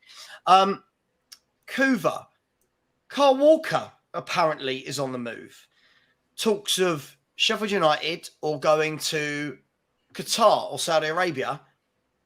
Is there any chance Spurs have a cheeky little look him at right back? I know he's 33, but it's not like he's not a Perisic 33. He's a bloody quick 33 that pockets players like Vinicius Jr. Do you take him back at Spurs? Yeah, all day long. Yeah, yeah, absolutely. Gets us out of a hole for another season at least, doesn't it? So yeah. Who was it saying in the chat earlier as well? We could even play him at centre back like they do at England for England sometimes. That would give us a little bit of pace at the back, recovery pace to push the rest of the team forward. It's what he used to do for us so well in the first place. Under prime Pochettino years, we would just count the opponent's Here we go. Walker was there to chase back and recover the ball. I think it'd be a great idea. Will he come though? Nah, I doubt it. He didn't leave under the best of circumstances, really, did he? So I think he's had a taste of success. Why would he come back here? Well, he's gone, won 13 trophies in 7 years. Hey, he's done a Sheringham, just a younger. Five league titles, isn't it? 5 league titles, a Champions League, multiple FA Cups, League Cups, Club Cup. Just what a career that man's had. I won't ask Barry this question because we all know that he doesn't think Walker would get in above Emerson Royale. But on a serious note, it's amazing how quick things could look good, right, Barry? If you put Walker in there alongside Romero, Ibanez, and Adoji, all of a sudden, I think we're looking at a defence and going, "Oh, that's actually not bad." You know, there's legs in there. There's, you know, you got defenders that want to defend. They're very good going forward. There's pace. Is that every reason why none of what I've just said will happen? Correct. Yeah. Correct. Right, full so. Yeah. I mean, look, you're right. It just a couple of things like that, and it makes a world of difference. Obviously, they're going to need to, they're going to need time and patience, and that, that's kind of the what I'm. It's just going to be. It is just all about patience, but you then suddenly do, even look. Emerson next to Romero. Emerson in a back four is far better than a Porro in a back four or anything like that, right? So I'm not saying, I know my love for Emerson is there, but if there was someone that's better, I'm not going to suddenly sit and go, oh no, I'm not going to, if Walker was going to come, yes, I'd have Walker, 100%. I'm not going to sit there and be deluded and say, no, Emerson's better than Kyle Walker. I don't know. I've heard you say some bad things. Well, yeah. But I wouldn't go that far. I mean, Mr. Box Office probably say that I've said, he's the best defender in the world or whatever nonsense he was talking about the other day. But yeah, that just makes a difference. And also, I don't actually the question mark as well in that left back around Reguilon. I'm actually not I wouldn't be upset if Reguilon was there as the backup to Adoji, if that makes sense. I agree. I think. From one point of view, I thought yes, he going forward he wasn't great, and he had the goal in front of him and he put it wide or he misplaced the pass or what have you. And two, his misses is absolutely gorgeous as well. So that's another reason to get him back. But look, I think he fell out with Conte, shipped him off. It's a chance to kind of have a bit of redemption. So you then think actually, that defense isn't that bad. I mean, obviously, we'll probably give Eric Dyer a new contract and sign Clement Longley. So, that probably add to with every positive, there's going to be a negative that brings it down again. But yeah, I can't see Walker being replaced by Walker all these years later, like we did with Bale. But yeah, we'll get Ericsson back next year as well. Yeah. We'll see if Danny Rose can come out of retirement or whatever he's doing and play at left back. I don't know if I'm completely deluded here, Kuva, right? Normally, okay, cool. Anyway, Nick, no, but I don't know why, but I feel like I trust Postecoglou and what he wants to do more than I did with a Jose or a Conte. And I know that everything about that should be wrong because they are the winners they are. But I just get the feeling that this guy will make it work with less known players. I don't know. I can't help it. I just feel that way. Do you know what I mean, or am I being an idiot? Yeah, I kind of know what you mean. You take away the expectations for a start. So it's when you're replacing the likes of Mourinho and ending up with Conte, it's pretty much the same as this was again. It's like reshuffle what's already there. This feels like a sort of arm sweeping across the table, knock everything off it. Right, here we go, fresh start. That's what it feels like. I think it's the fact we are getting that relatively unknown quantity. Yeah. So although we've seen it in different leagues. Well, only in Scotland for me. That's the only time I'd seen him before. Never heard of him before that. So it is just the case of it is optimism. It's the blank canvas. The bloke's obviously talking a good game. Players talk very highly of him. Fans talk incredibly highly of him. I'm buying into it at the moment. Like I said, though, it's only half the job. If we don't get any signings to complement that, it's all for nothing. Because is he going to get the likes of Sanchez and Dyer playing that sort of football? Nah. But, I agree, though. Why not? I'm not going to lose my optimism yet. Wait for the end of the transfer window, and I'll see if I still got it then. Yeah. Look, it is crazy, isn't it? The transfer window opened yesterday, Barry. I think, obviously, we get very, very nervy in transfer windows. Everyone gets overly excited just to be brought back down with a bump. Are you expecting a lot to happen in the first month? Because last summer, I seem to remember that we actually came out the traps quite quickly in the transfer market, didn't we? With Perisic, with Basuma, and then it tailed off. Are you expecting something similar this year, or do you think we're going to be, biting on nails every day and worrying where the signings are coming from? Well, we've already made some signings. Williams signs his first pro deal. Robson signed a new deal. Alfie Dorrington signed a new deal, and Chaplin's turned pro. So there's 4. Done. No, get them in. Get them in. No, look, I think you're right. I think because of what's happened, and I think particularly I would say not so much Bellingham, because obviously that was never, we're never going to sign Jude Bellingham, but like the McAllister to Liverpool, that was being, obviously everything's, nothing happened. Not everything's happening in the background, or you'd hope everything would be happening in the background. It suddenly doesn't come the 15th of June and then all the phones start ringing. I just want to stop this nonsense from all these ITKs who are someone's at Savva's door. Look, from all these ITKs that are just trying to clickbait articles like Tottenham are considering, Tottenham are talking to, Tottenham are investigating. All of these stupid nonsense fucking articles that are going to get people, well, probably and us talking about it and getting all excited, and then all of a sudden we end up with, oh, don't worry, we could have had a James Maddison or an Eze, but don't worry, Tanguy and Ndombele's back, so here he is. That's what we just personal favourites that stepped up our interest in somebody. Yep, stepped up. So we were interested, and now we're even more interested. Yeah, they're even more interested today.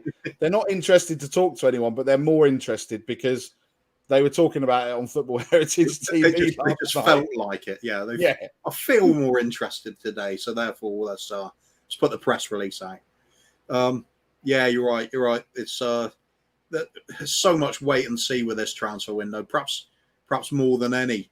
I think what hasn't helped is the previous few when we were saying, oh, it's going to be a huge window for the club, and it just wasn't. We bought in quantity, but to actually improve the first team, very little was really done. So that's why I want the quality over the quantity. If we went and signed Raya, a centre back, and a attacking midfielder, I'd be happy just with that, right? I wouldn't be happy with all this other nonsense. Let's sign a striker. Let's sign someone else. Let's do, or we'll do we haven't signed Kulu and we haven't signed Porro, so we'll count them as signings as well. Do you know what I mean? So, and obviously there was the There was that link I saw today that apparently Newcastle are going to be offered Kulusevski. So it's all smoke mirrors. Until it's signed, sealed, and delivered, I think we're just going to have to strap ourselves in for a normal, exciting, enthralling, disappointing transfer window. Don't. Let's start off so well. Now I'm feeling it again. He's taught me out of being enthusiastic, mate.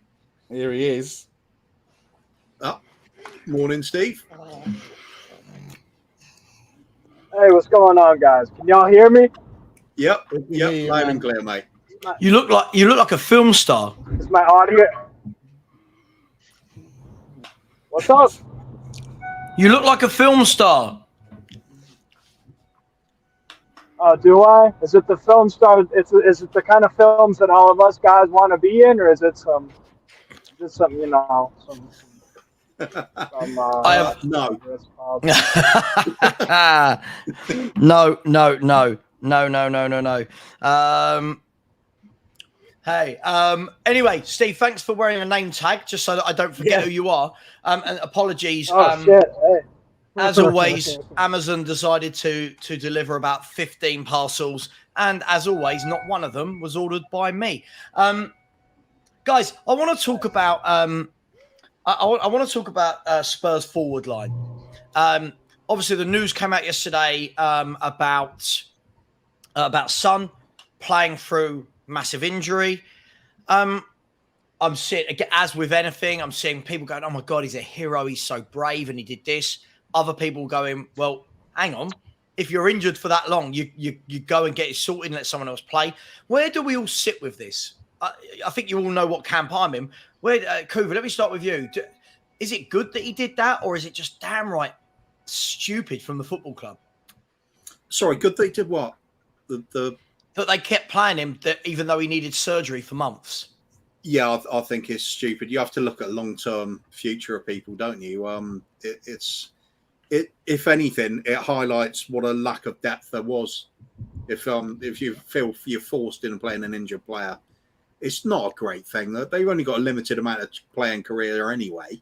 So why shorten it? Why hamper them in the future? Yeah, terrible thing. Did the same with Darren Anderton, didn't they? Yeah, and it's not as if we were putting performances on the pitch that meant that that we needed Son to be there. It kind of, I just don't understand it. We all said, and we all sat there going, there's something not right. There's something not right. But the injury was probably, we probably all spoke about it, and thought, was there an injury? Was there something? Was it the Perisic effect with that Sean spoke about being too high up? It's just crazy to just play him through. I mean, I get it. If it's like the end of the season, a Champions League final, like probably what happened to Kane, he gets a couple of injections to numb the pain and everything else, right? So he can play through, because the chances, it's not like, I don't think we'll ever be in another Champions League final in my lifetime. So, I get that, but for for how long he's been playing with that injury, it's negligence again from the medical team. Yeah. I agree. I mean, I'm seeing people going, "Oh my God, it just shows his passion to want to play for Spurs." For me, though, I just think, like you said there, Barry, I think if it's playing through the pain for a final or a semi and a final, or the run-in for a season for 4 or 5 games to get you over the line. But if we're talking months and months, at what point it's just completely negligent behaviour from him, from the manager, and from the medical staff, that no one's gone, right? Go on, Steve. Oh, sorry. I cut you off. My bad. I was just going to say, I'm not surprised. I mean, players do that all the time, right? Because footballers want to play football. So I don't think from his end it's actually that surprising.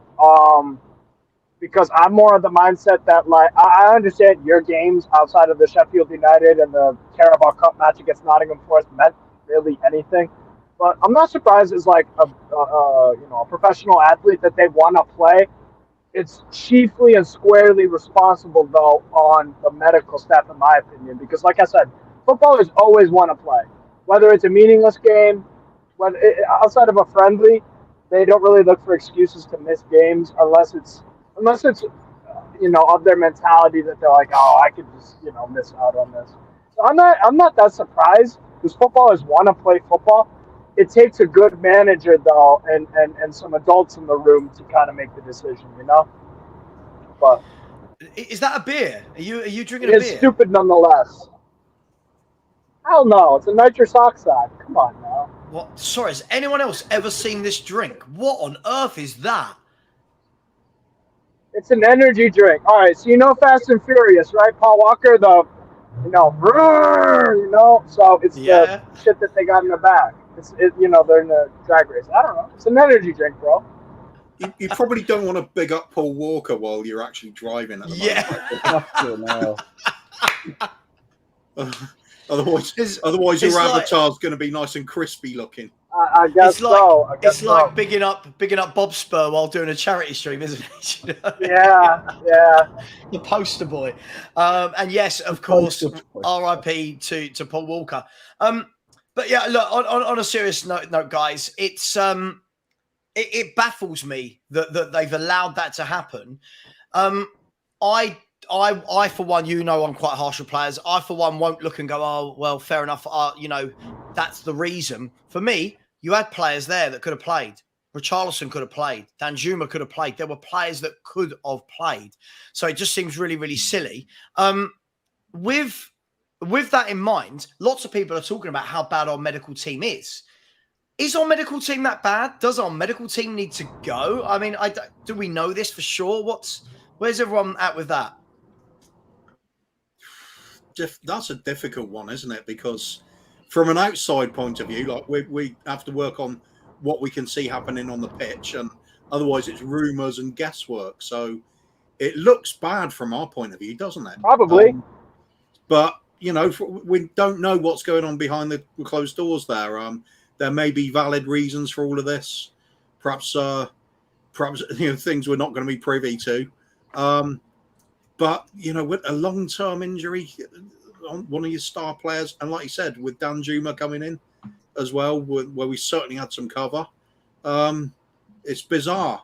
And it would have only made sense. I agree. If we're going for a semi-final of the Champions League, or we're a couple of points off winning the league, it makes sense then to you risk a player, or a player will put himself through it. But rest of the time, no, you're supposed to manage yourself properly. You're supposed to. And the medical team's supposed to keep you in tip-top condition, not keep grinding you down and making you worse and worse. Yeah. It's bizarre. Yeah, it truly, truly is. Right, player I want to talk about. Barry, I'm going to come to you first. Lots of people keep mentioning this guy's name. I will put it right out there now. I feel like there's more chance of me having sex with Margot Robbie than this signing ever happening. What do you think? The one in chat, maybe. Huh? The one in the chat, maybe. What do you mean? The one in the chat is Margot Robbie. What do you mean? How dare you? Aymeric Laporte. Everyone keeps talking about him, Barry, saying, get him in, he'll do well. Can you see any way, all right, Steve, can you see any way at all in which Laporte and his agents go, Tottenham is a good move? The only way him or his agents are going to do that is if he does what he's done with every other player and manager, is he uses that Men in Black stick that wipes their memory, where they walk in and they're like, oh, this is nice. This is a nice, this is a nice office, nice training ground, nice stadium, blah, blah, blah. Then all of a sudden, ding, and they're like, where am I? And then it's like, you're at Tottenham Hotspur, the greatest football club in the Premier League. We're going to pay you 50 grand a week less than what everyone else is going to pay you, and you're going to sign the contract now. And he's going to go, okay, then. Yeah. Can anyone else see it happening? Laporte to Tottenham? Not in the slightest. It sounds like the sort of thing I could hear Alex saying. Yeah. Laporte, age 35, maybe. No.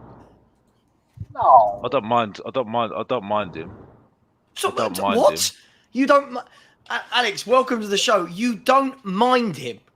No, I don't mind him. I'm not saying it's going to happen.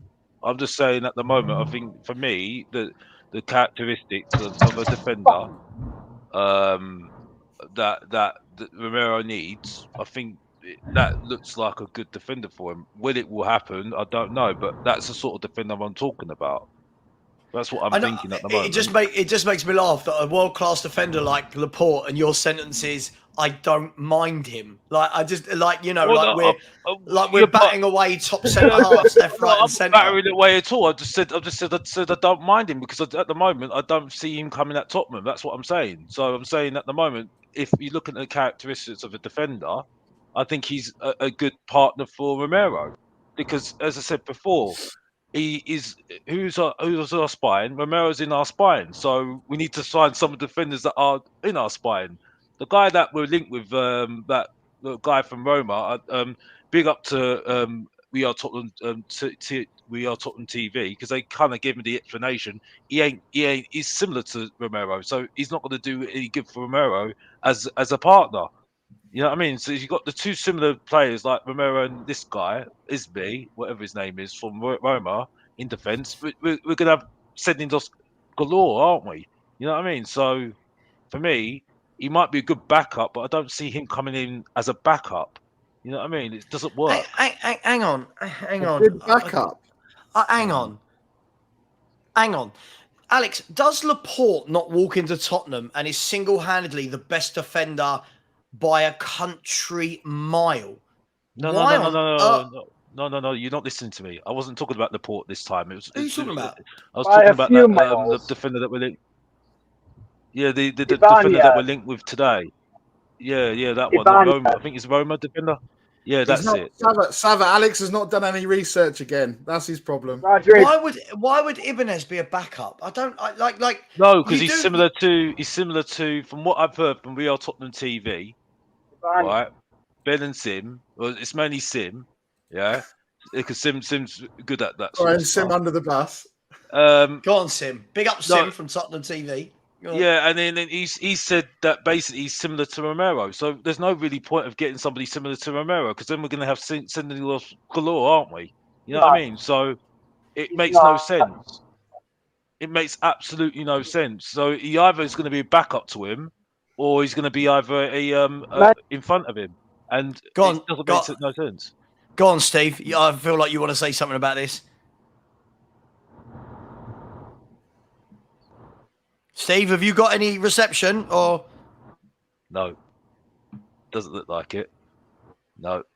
Okay. I can do a response to that though. Go on. With Ibanez, if Ibanez plays similar to Romero, that's actually going to help Postecoglou the way his team plays because we want to be on the front foot in the opponent's half, winning the ball back as quickly as possible. Which means you do need centre halves that are going to be risk takers that will step out to try and win the ball back early.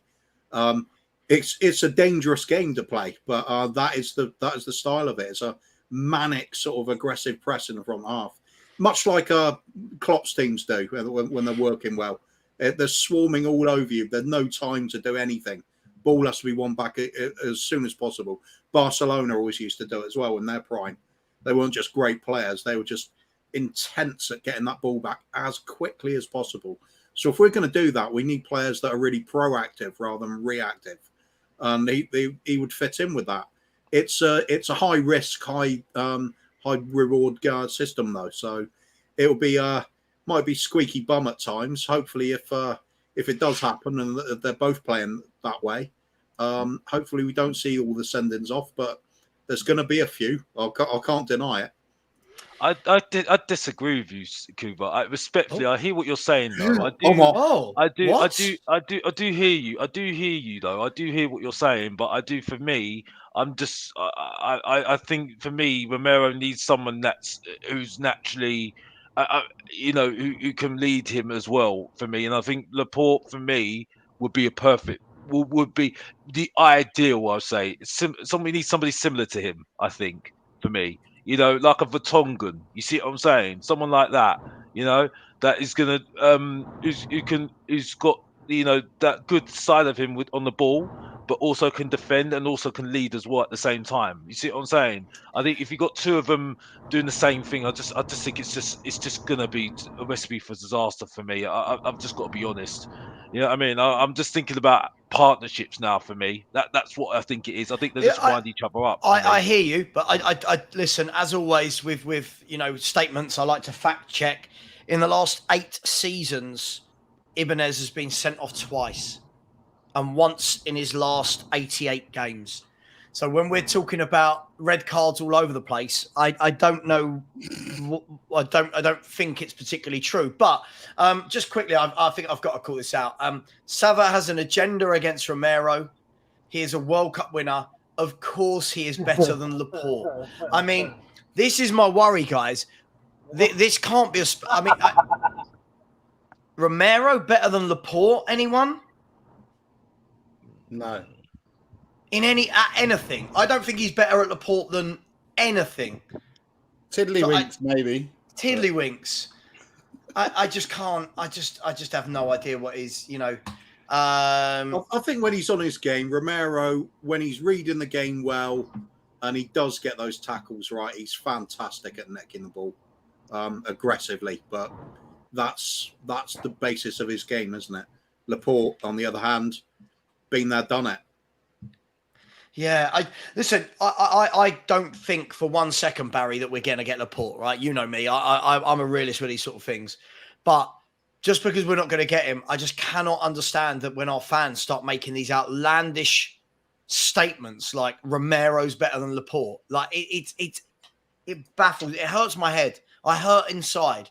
But Savva, we talk about Kane so many times, though. That's all we do, talk about Kane. So how can you be surprised? You know what I mean? Like, I was on the stream yesterday. What's that got to do with anything? What's that got to do with Laporte? No. But I'm talking. You're saying about these outlandish outlandish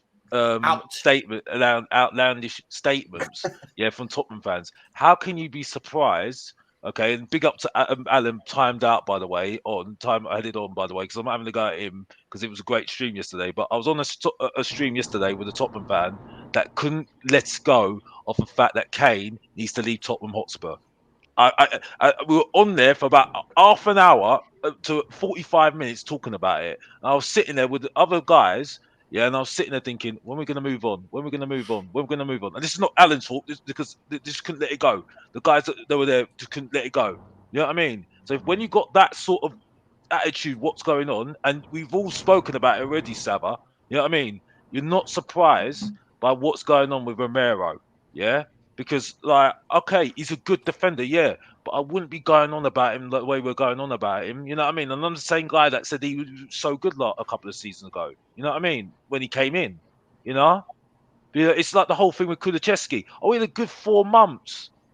Well, that just sums it all up. Good 4 months doesn't make a season, doesn't it? You know what I mean? It's just, this is the point I'm making. It's got to be consistent. You know what I mean? It has to be consistent. And I can get on board what Kuva said at the beginning. I can think a bit more optimism about next season, yeah. But I still stick by what I say. I need convincing, because I'm still seeing the same things that I've seen season in, season out. And I'm sorry, I can't change it, you know?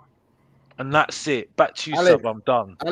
Alex, I feel like we went through a scenic route there for you to answer a question like normal. And you went off on multiple tangents, like talking about Kane, talking about a stream you on last night. I'm completely lost where we're at. You're not lost. You're just not listening, Barry. You're not listening. That's the problem. Okay. So if you look at it from this point of Barry, view, can you listen, please? You need to listen and take your medicine, and that's it. Like I said before, I was on a stream, okay, because we said about outlandish statements. Okay, outlandish statements. I was on a stream yesterday saying to me that we need to keep Kane happy. Kane's going to stay if he stays another season, because he's going to love it at Tottenham, and he's going to remember that he loved it at Tottenham, and, you know, and because no other teams want him, so he's got only choice to stay at Tottenham. So he's going to stay at Tottenham, and he's going to be all happy ever after. We all know that's not going to happen, isn't it? You know what I mean? So that's outlandish statements I'm talking about. The whole outlandish statements what Savva's talking about Romero. Yeah, being the better than Laporte, which is a load of rubbish, because Laporte has won championships where at Manchester City, there's like it's like easy for him. You know what I mean? I know it's a great team, Man City, but look at it. You know what I mean? Compare him to Romero, who for me, okay, he won the World Cup, but let's be honest here, it wasn't because of him. You know what I mean? So, you know, I don't really know what else to say to you, Barry, if you don't understand what I'm talking about, and that's it. Sorry, you need to take your lesson and take your medicine, and maybe stop being deluded, like you're saying about Emerson. Back to you, Savva. I'm done. I didn't learn anything there, Alex, and I was listening for the whole amount of waffle that you just spoke about, if I'm honest. To be honest, I truly believe that Barry needs to take his medicine. I love this new line. I love this. What medicine is it you need to take, Barry? What's he taking, Alex? Well, I don't know. I mean, I've even got Perchy saying, answer me, what's your point? My point is that Barry doesn't listen to the master while the apprentice needs to sit there and listen. That's it. That's what I mean. You know what I mean? I think I've made it quite clear. I'm saying we're making a big deal about Romero. That's what I'm saying. And I'm saying that we're going on too much about Harry Kane. And you wonder why we're calling ourselves Harry Kane FC. You know what I mean? You know, because if we're a proper team, you would sort out Romero a partner or get rid of him or get rid of Harry Kane, yeah, and start planning with life without Harry Kane and start making us a team that everyone contributes. And that's what I'm trying to say, and that's it. I don't even know where I'm going with this. I think I'm making it quite no clear. one does. No one does, Alex. Alex, does your t-shirt say DK? I don't know. I think so. Bro, this what letter is it? Get DK? off my ass before I fucking kill them. Okay, all right, Steve, you keep your road rage to yourself, please. Alex, does that say DK on your t-shirt? Yeah. As in Danny Kyriakou? Are you wearing a Danny Kyriakou t-shirt? You're so funny. It's David Kerslake, isn't it? David Kerslake. Wow. Listen, I'd rather him at right back than Barry's boyfriend, Emerson Royale. Back to me. Guys. I probably wouldn't, to be fair. No. David Kerslake. Wow. We'll have Kerslake at right back.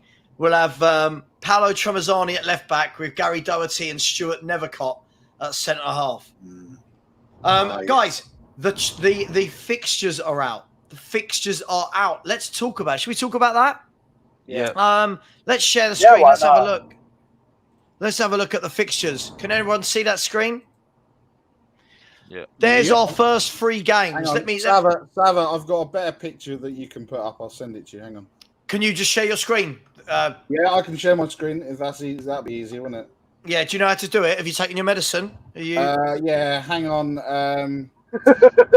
Yeah. Let me just go and take some medicine because Mr. Box Office is so I don't make any Icelandic statements. Icelandic? Ariana said, right? Savva, you got to make a t-shirt with a waffle saying back to you, Savva. I mean, yes.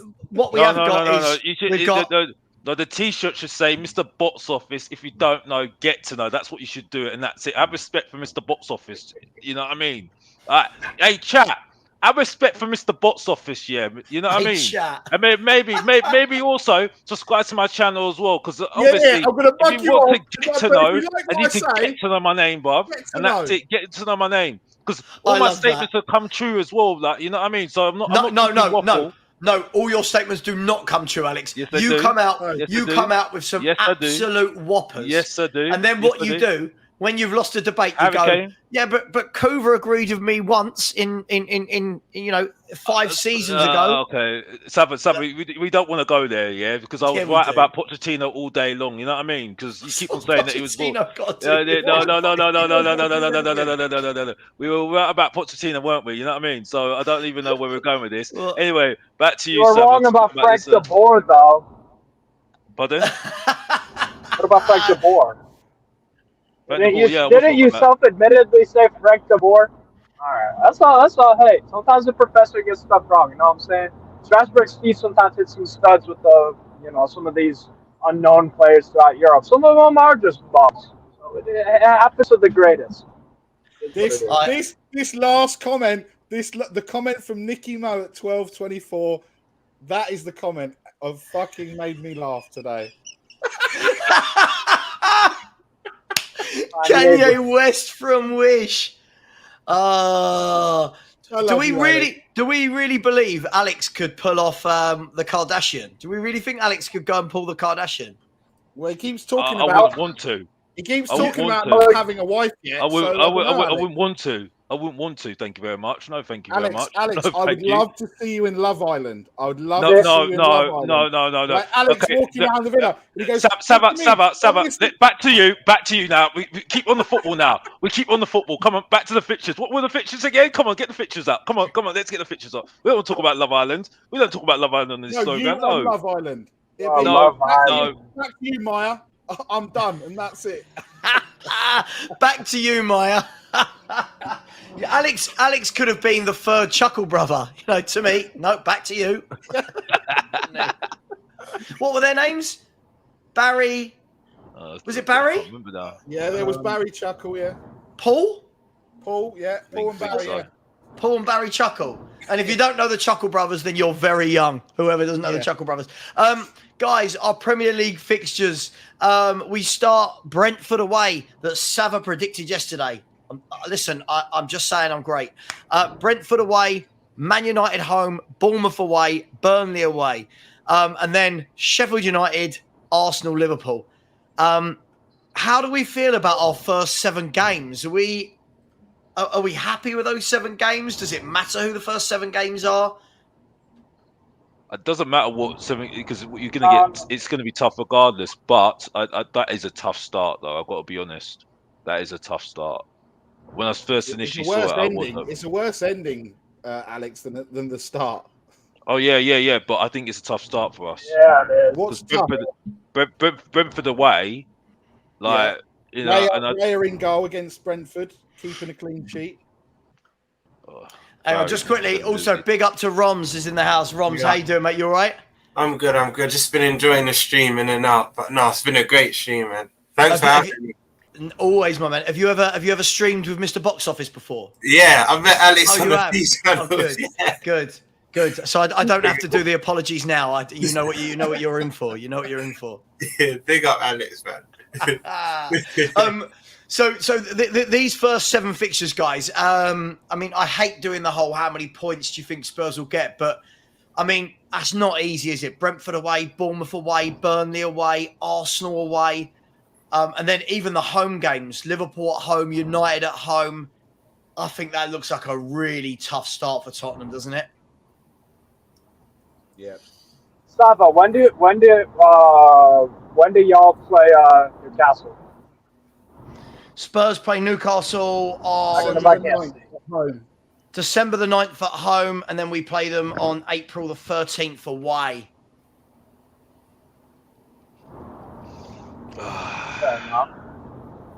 Could be another double over you guys. I'm concerned about it. I've got to be honest. I am concerned about it. The Brentford one that could go horribly wrong. I'm not 7 points from 7. I'm going with that's being positive. 7 points. What we're winning against Sheffield United at home. We're winning against Bournemouth away and maybe getting a draw against Brentford, and that's about it. Okay, Barry. Again, you're showing you're deluding us again. Who do we get beaten by the FA Cup last season? Who do we get beaten by the way? Who do we get? Who do we get beaten? You're doing it again. You're doing it again. Yeah? You know what I mean? Don't you know what I mean? You just can't. You just can't help yourself, can you? You're doing it again, Alex. You're doing it again, Alex. Me versus you now. We predict the results, and let's see who's right at the end of. Yeah, let's do this. Let's do it. Right. Okay. I'll bring them back up. I will. Oh, have I got a pen? Have I got a pen anywhere? Yes, I've got a pen ready from my 24-hour stream. Here is a pen. Here is a bit of paper with about 9 glasses that the wife tells me off for not washing. True story. Right. Okay. Let's do this, people. Right. Barry versus Alex. And the prize, the loser has to wear an Arsenal shirt for an hour's stream. Don't do it, Barry. Come on, Barry. I'm not going to lose, so it's fine. I'm all right. And we all know Alex. We all know that Alex has got an Arsenal shirt. Look, here's proof. Alex has an Arsenal shirt. So, look, we're all good. We're all good. Right. Okay, guys. Barry versus Alex. Here we go. Right. Game 1. Alex, give me your prediction. Brentford away.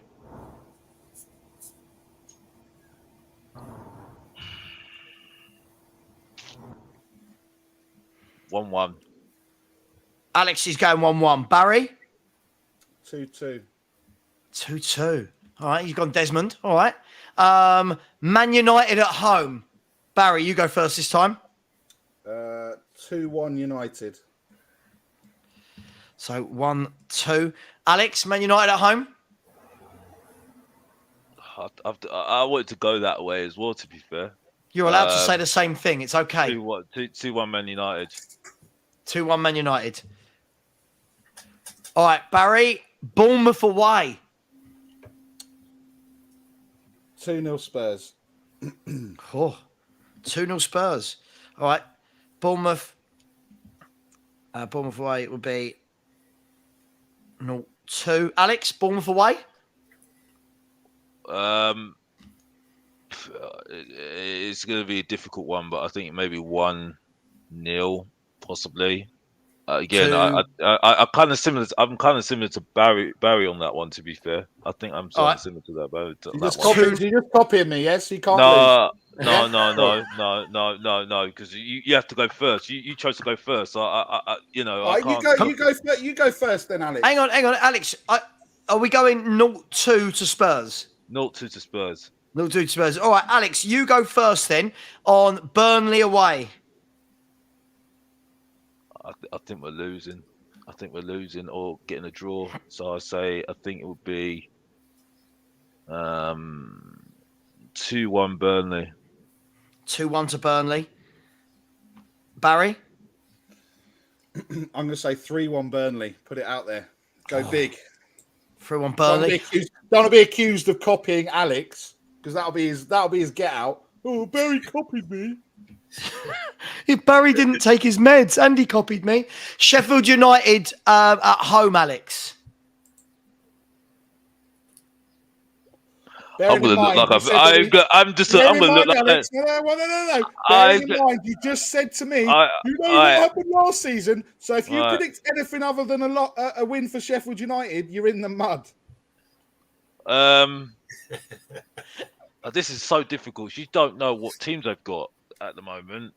Well, of course, but listen, this is part of life. Come on, Alex. Sheffield United, the Conte Slayers. Come on. 2-1 Tottenham. 2-1 Tottenham.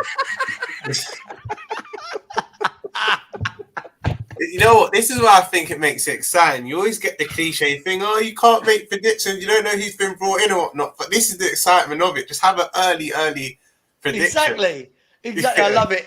Alex was just having a go at Barry going, yeah, Sheffield United beat us. Sheffield United 2-1 Spurs. Love it. Barry? I'm going to go 3-0 Spurs. 3-0 Spurs. All right. Arsenal away. No, we're losing. I can't even say. I can't even say anything bad. I'm sorry. It's 2-0. 2-0 Arsenal. I'm sorry. I can't see us winning that game. We never win that. We never really win there, don't we? So no way. Right. In all of that, did you give a score? Yeah, I said 2-0. 2-0. Yeah, 2-0 to Arsenal. All right. Barry, are we beating Arsenal? Yeah. 2-1 Arsenal. 2-1 Arsenal. All right. And then the last one, Liverpool at home. Oh, Romsey, it's your boys. Liverpool at home. I always say if there's one fixture I just know it's kind of a 3-point bank is Spurs at Anfield. I'm always confident. And even once Richarlison scored the last minute winner, I said, I bet we still nick this because it's just you never know with Spurs. And I was proven right. So I'm always confident against Spurs at home. But there's a first time for everything. There is a first time for everything. This is at our ground, right? This is at White Hart Lane. Oh, sorry. I thought it was that. I'd say a draw. I'll go 2-2, Desmond. Sorry, I thought it was at Anfield. Romsey's going 2-2. I'll put that in brackets there. Alex, Liverpool at home. Because the results don't look really good for Postecoglou at the moment, I would say that he would at least have to get a draw out of that game. Sorry, the results don't look good for Postecoglou. Is this the guy that hasn't managed the game yet? No. But up to this stage, look how many losses he's had already. You see what I'm saying? That we've predicted. Yes, look how many things he's lost already. We've predicted already. Yeah, in the prediction that we made already. Yeah. Right.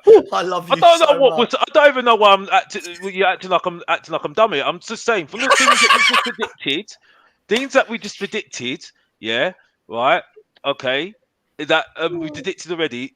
There's a lot of losses there, aren't there? Look there many wins, aren't there? So right, what score are you going for? I'm saying that he's got to try and get a result, isn't he? So I would say, if we look into this point, he needs to get at least a result of it. So for me, 2-2. I think what he's All right. Barry? 2-0 Liverpool. Right. Oh, who's not being positive now then? Oh, What? who's not being positive now then? Oh, yeah. What are you talking about now, Alex? No. Just remind yourself, bro. Who was telling me that I wasn't being positive there, yeah? Oh, it's 2-0 Liverpool now all of a sudden, yeah? Oh, really? I predicted before we predicted the results we Really? to Liverpool. Who's what a flip-flop now? Who's a flip-flop now? Exactly. Have respect for Mr. Box Office. That's what you need to do, bub. That's all I need to say, and that's it. Thank you. Let's have it. I'm done. No, bub. You're in the mud. You're in the mud, bub. Don't need to say any more than that's it. She's having that done. Alex, no, bub. No, Bob. Ago, when you called me out for Sheffield United, Bob. I don't want to hear it. Saying that we lost to them, and you just predicted we beat Sheffield United.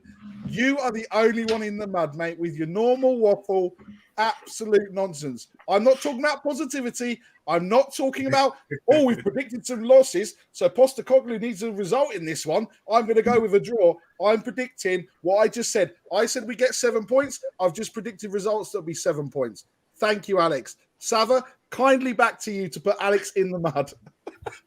I love it. Okay, so off the back of all that, Barry is predicting 7 points out of a possible 21.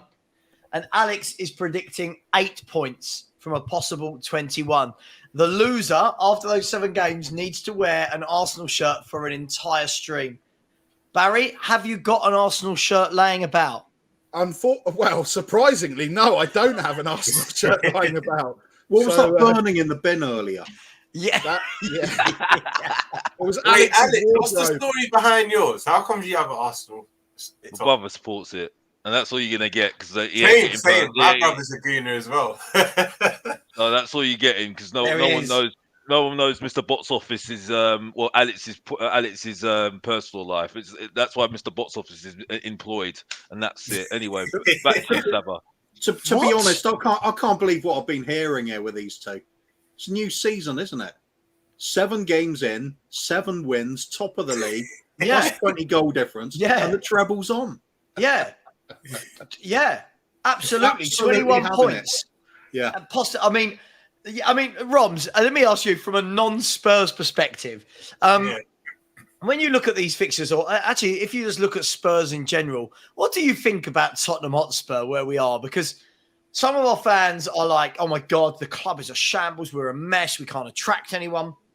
Other fans are, oh my God, how can you put us down? We're a great team. We're going to win all our games. Where do you see Tottenham Hotspur? Do you know what, right? I had to do a bit of research. I don't know how to pronounce his second name, but I'm just going to call him Ange for now. I've had to do quite a bit of research. And I watched the Odd Celtic game the previous season, and he does develop younger players like Jota. They had Maeda. They had another striker that has quite a long name. And I think the Japanese fella, Furugashi, he does have this rep of developing young players. But before you appointed him, I said if Kane leaves, which I no longer think he will, but if Kane leaves, I said it could be worrying for Spurs. It could be back to mid-table days under Martin Yeo with the Thompson sponsor, Canute Mido. I thought it could actually get that bad. But with Kane staying and being able to develop younger players, I think Adozie coming in, Spence hopefully coming back in, and fighting for his place. I think Basuma, I think he'll have a better second season because we know sometimes when you make that step up, some players take to the big club like a duck to water. Some it takes a bit more time. I've always personally rated Basuma. Hasn't had the best of season with Spurs, and you will know Conte. Even Chelsea days, he had about 14 players he trusts, and if you're outside of that, you're not getting in at all. And when he did get introduced to the Spurs team, he didn't really play that well. But the Spurs as a club,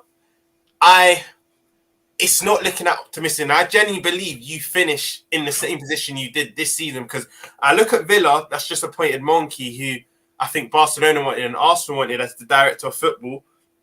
He's a very good director of football. They've got Unai Emery.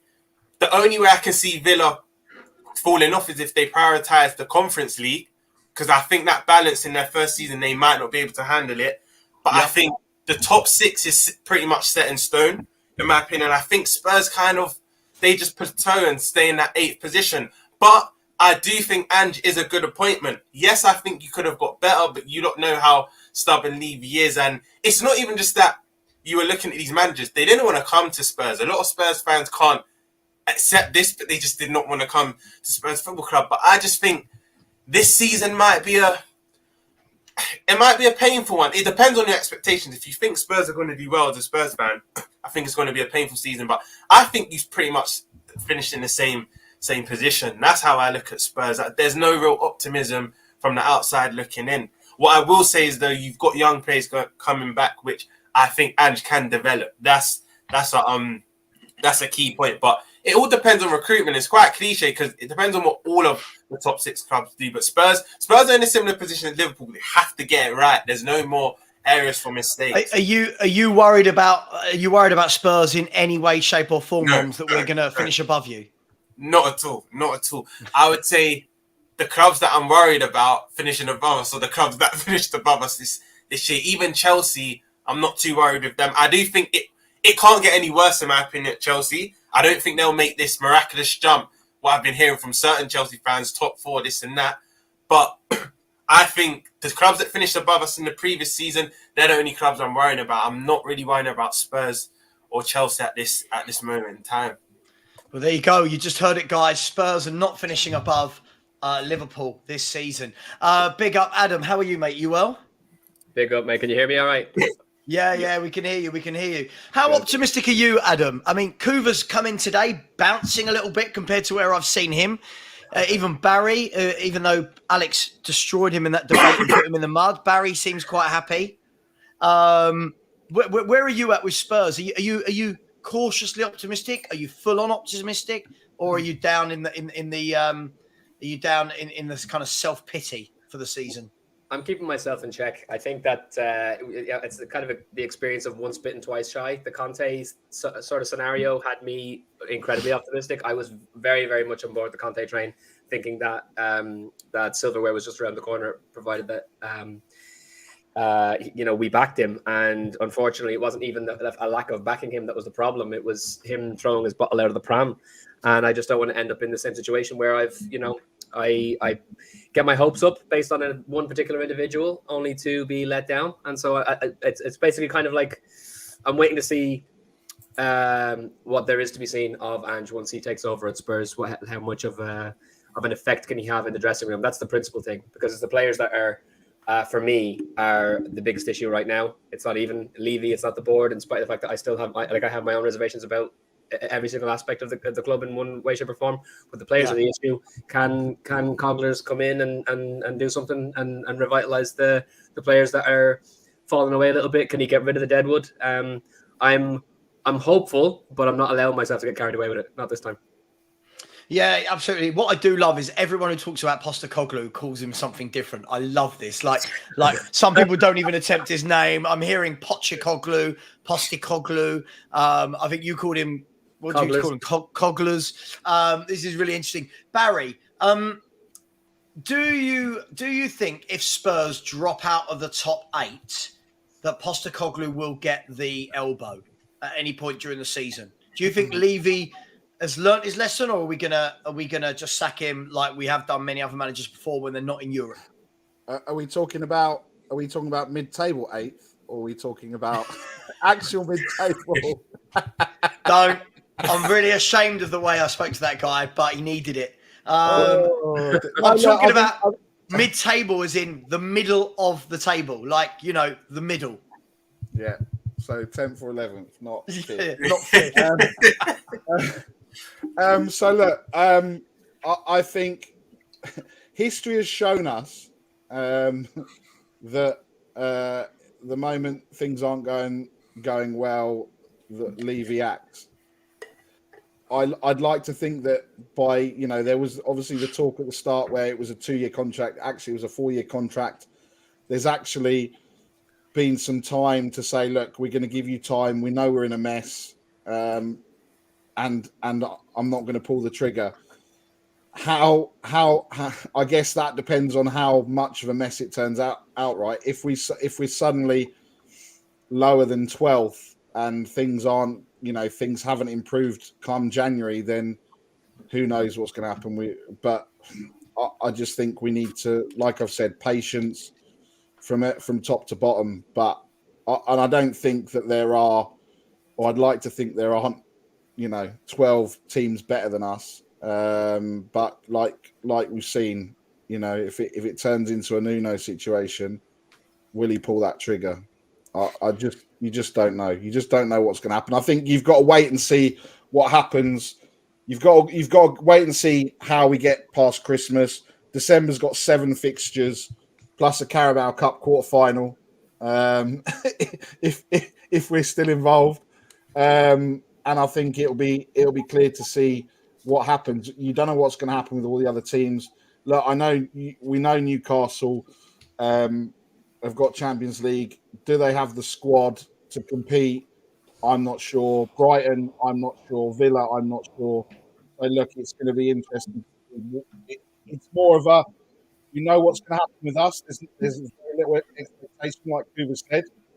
It just depends on what happens with everyone else. And if Arsenal as well, because look what happened last season, they go on a mad run, and then obviously Liverpool are going to come back. Chelsea are going to do well under Pochettino. They can't do any worse than what they did last season. It could be a, I don't know. It could be a, you know, all of those factors mixed into one. It could mean the trigger's pulled, but I hope that it's not. Yeah, I think this isn't to anyone in particular, just a general discussion. I think the difficulty he's going to have is it's a really difficult start. And I think when you are coming in and implementing a different style of football, as opposed to us having had no style for about 5 years, I just don't think that happens overnight. I don't think you can play 4 or 5 friendlies and then all of a sudden the team's playing this wonderful football that everyone wants to see. Do we all think that Spurs fans are going to be on his back from game one if they're not seeing free-flowing football that they so desperately crave?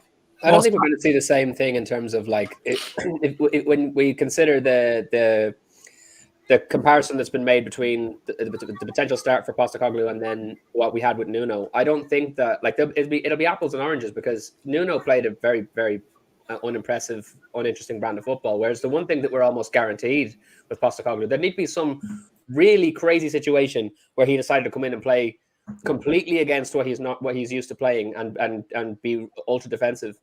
We know at the bare minimum, even if we start losing game after game after game, right from the off, at least we're going to be watching something that's flashy, you know. And I think from that perspective, Spurs fans will definitely, if they can see that there's an attempt being made at being adventurous and attacking, I just think that there's a massive difference between that and what we got with Nuno. And I think people will give him a little bit more leeway for the fact that he's trying to get those philosophies, that way of playing, off the ground.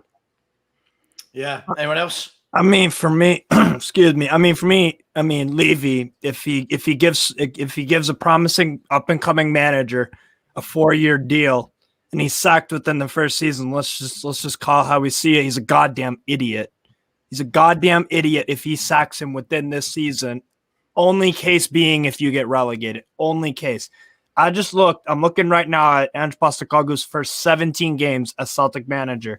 Drew with Midfield in the Champions League qualifying rounds, lost out to them 2-1. There was a loss against Hearts in the Premiership. There was another loss against AZ Alkmaar, and then another one against Betis in the Europa League, lost to Livingston. A few losses sprinkled in there with some wins. So So it looks like about 1, 2, 3, 4, 5, about 6 losses in his opening 17. From then on, it was really, really good across all competitions. Winning all 3 of them, and then in the Champions League, they didn't have Champions League that year. They're in the Europa League, but they went on to win the Cup double, Scottish Cup, and the Premiership. So I mean, for me, and that's Celtic. That's Celtic. Those fans do not tolerate losses. You think some of the Spurs fans are fickle? Oh boy, if you're at a Celtic, if you're at one of the bigger clubs outside of the top 5 leagues, I'm talking Cervena Zvezda, I'm talking Celtic, I'm talking Rangers, I'm talking Benfica, Porto, any of those guys. Those fans do not tolerate losses whatsoever because they expect to be winning that league or whatever. So for me, and that's not where you guys are at by any means. Like Savva was saying, anything above 8th is a really, really good season, circumstances bearing. But yeah, for me, you just got to give the boy time, I really do. I think Postecoglou, again, he's an up-and-coming manager. You sign him up on a 4-year. So on the surface of it, it looks like Levy's like, all right, I'll give this guy a project thing. Let's try it. So he's an idiot if he sacks him in his first season. Sorry, go on. Do you know what, Steve, as well, just to add on to what you say, this is why I think it's imperative that Spurs get David Raya over the line, because in a few Celtic games, we know Joe Hart's not the best with the ball at his feet, and the odd goal I saw Celtic concede, it was normally them getting swarmed quite high up the field. And there a few Spurs fans I speak to are saying, no, 40 million is too much. Well, let's have it right. In this modern day market, that's a bargain for a keeper that is, let's be honest, one of the top 10 in the league.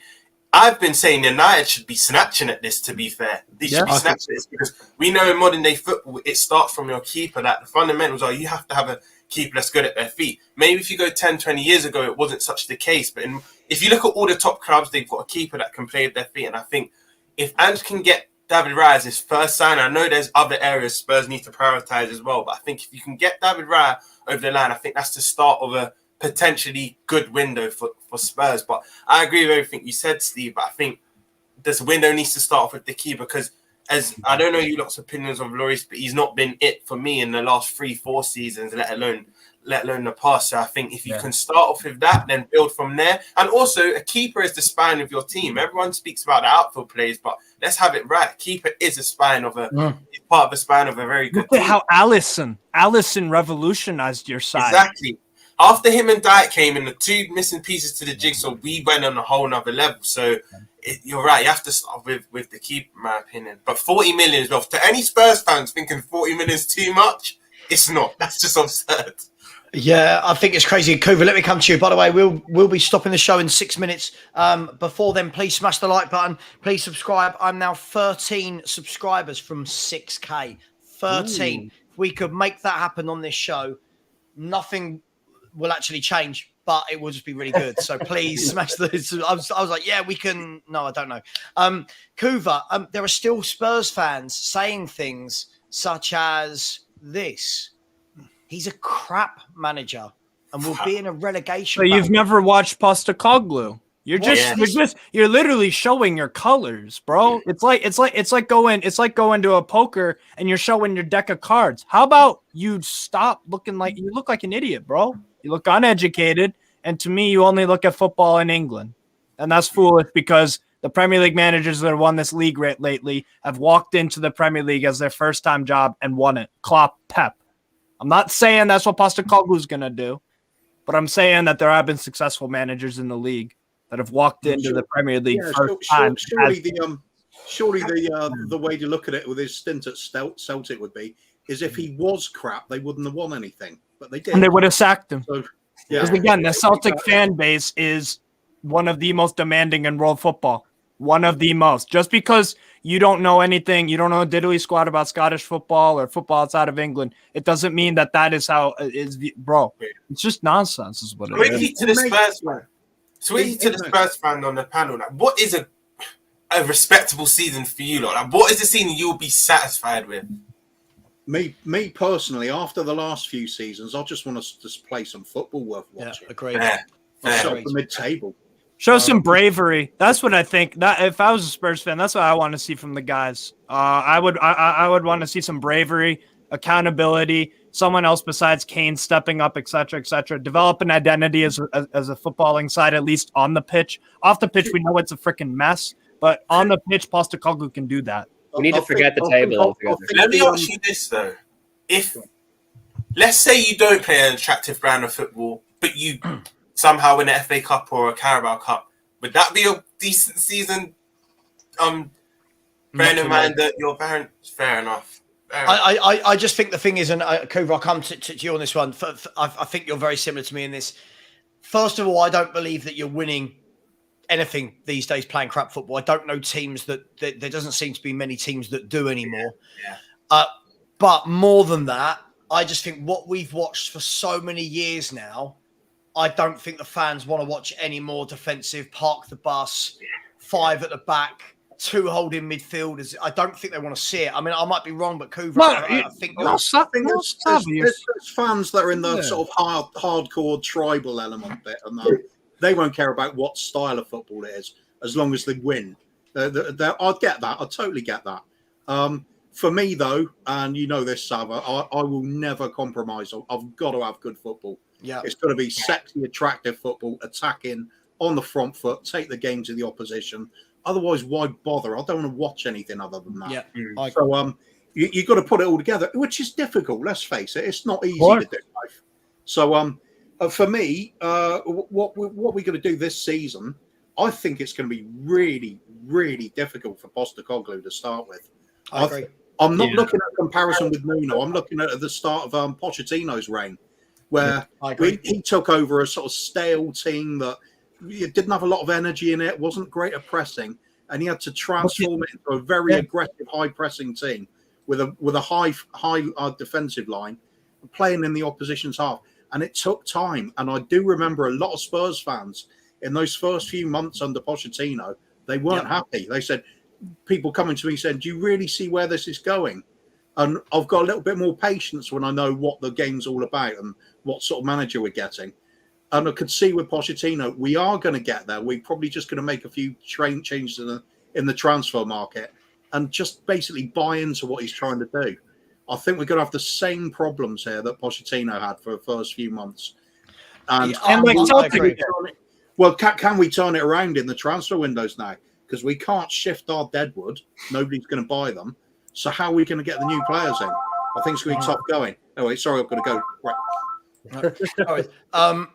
I mean, Adam, let me come to you. I do want to finish the show in a couple of minutes. But I mean, I feel comments like this and people going, just give me a trophy. I feel like it's really harsh in his first season with the mess that we're in the fact that we've not won a trophy for 16 seasons. If we don't win one next year, that we say playing good football is not enough. Surely you want to see progression in the league and other cup competitions. But isn't it more important that for once, Spurs fans actually sit back and want to see something implemented? The beginning of an identity rather than let's just win a cup, as though like people say it as though Man City don't exist. Man City, Liverpool, Chelsea, Arsenal, Man United, none of them exist. Let's just go and win a cup. I've been saying this for the last 2 years. There's too much of an entitlement issue within the Spurs community. We assume that because we're Spurs and that there's this facade of the level at which we are a big club, that automatically means that we deserve trophies. And I just think that's absolutely mental. By no means are we owed absolutely anything. So going forward, one thing I think will be fantastic about the pressure that Postecoglou will be under is that everybody demanding the trophy will actually, it will spur him to want to go and win a trophy in his first season. Like, he's a guy who accepts challenges. He's a guy who is going to see the pressure and he's going to go, right, I'm going to rise to the occasion. Doesn't mean that he's going to go and win anything in his first season, but that is absolutely going to be something that he'll attempt to do. He's going to look at the FA Cup. He's going to look at the Carabao Cup and go, there is definitely a window there. There is a 1 in a million chance, and I'm a 1 in a million chance kind of guy. So he will make the efforts to go out and do it. None of us should expect it. Though. We should be very happy with the ability to just see progression. If we can see from the start of the season to the end of the season that he's implementing his way of thinking, that he's getting the players to work in the way that he wants them to, changing completely from what they've been used to the last few years. That's what we should be happy with. As long as we see progress on the pitch, then we should also just be we should be over the moon with the fact that we have a manager who actually believes in himself enough that he will attempt to go for those trophies. But if we don't get them, we should just be happy with the progression, because it's going to be a few seasons, going to be a few transfer windows, 3 transfer windows at least, before we see the Spurs that even resembles the Spurs under Poch when we were in the Champions League final. Sav, I was going to say, I know you have to wrap up very soon, but I think Kuba's spot on, because I know it's cliche, but the first thing you need to get on board is the fans and that feel-good factor, because I can use many examples. Once Rodgers got sacked and Klopp came in, I don't know if you remember the first season of Klopp, but it was very gung-ho. We'll concede 3 to score 4. We had so many games that were so high octane. There was a lot of goals in the game, and we would just win, but we'll have to concede it. We'll have to take it to hit. If you look at Arsenal as well, a lot of reason why people back Arteta is because they actually started to have an identity under Lundberg and Emery and whatnot. That was starting to kind of go up the game. Even with Spurs, once you first got Poch, I think what you lot fell in love with and had your best years because you were seeing scintillating football. Even Newcastle transport Steve. Once Bruce got sacked and Eddie Howe came in, yes, the results might not have gone your way straight away, but if you can see an identity, it gives you something to believe in. It gives you something to feel in. So I think that's the main thing with Spurs. I think Kuba and Savva spot on. If you start seeing an identity, even if the results, let's say you lose, 2 games, 1-0, but you've played very well, you've taken it to the team, you can see something. That's a lot of encouragement. A lot. Yeah, I agree. It's one of the things Klopp did so well when he came in at first to Liverpool. Yeah. As he said to everybody, at first it's going to be really messy and we are going to be bringing teams down to our level. That's exactly what he got. And I remember a 1-1 draw at our place when we were playing good football at the time. And you lot just turned up and absolutely destroyed the football.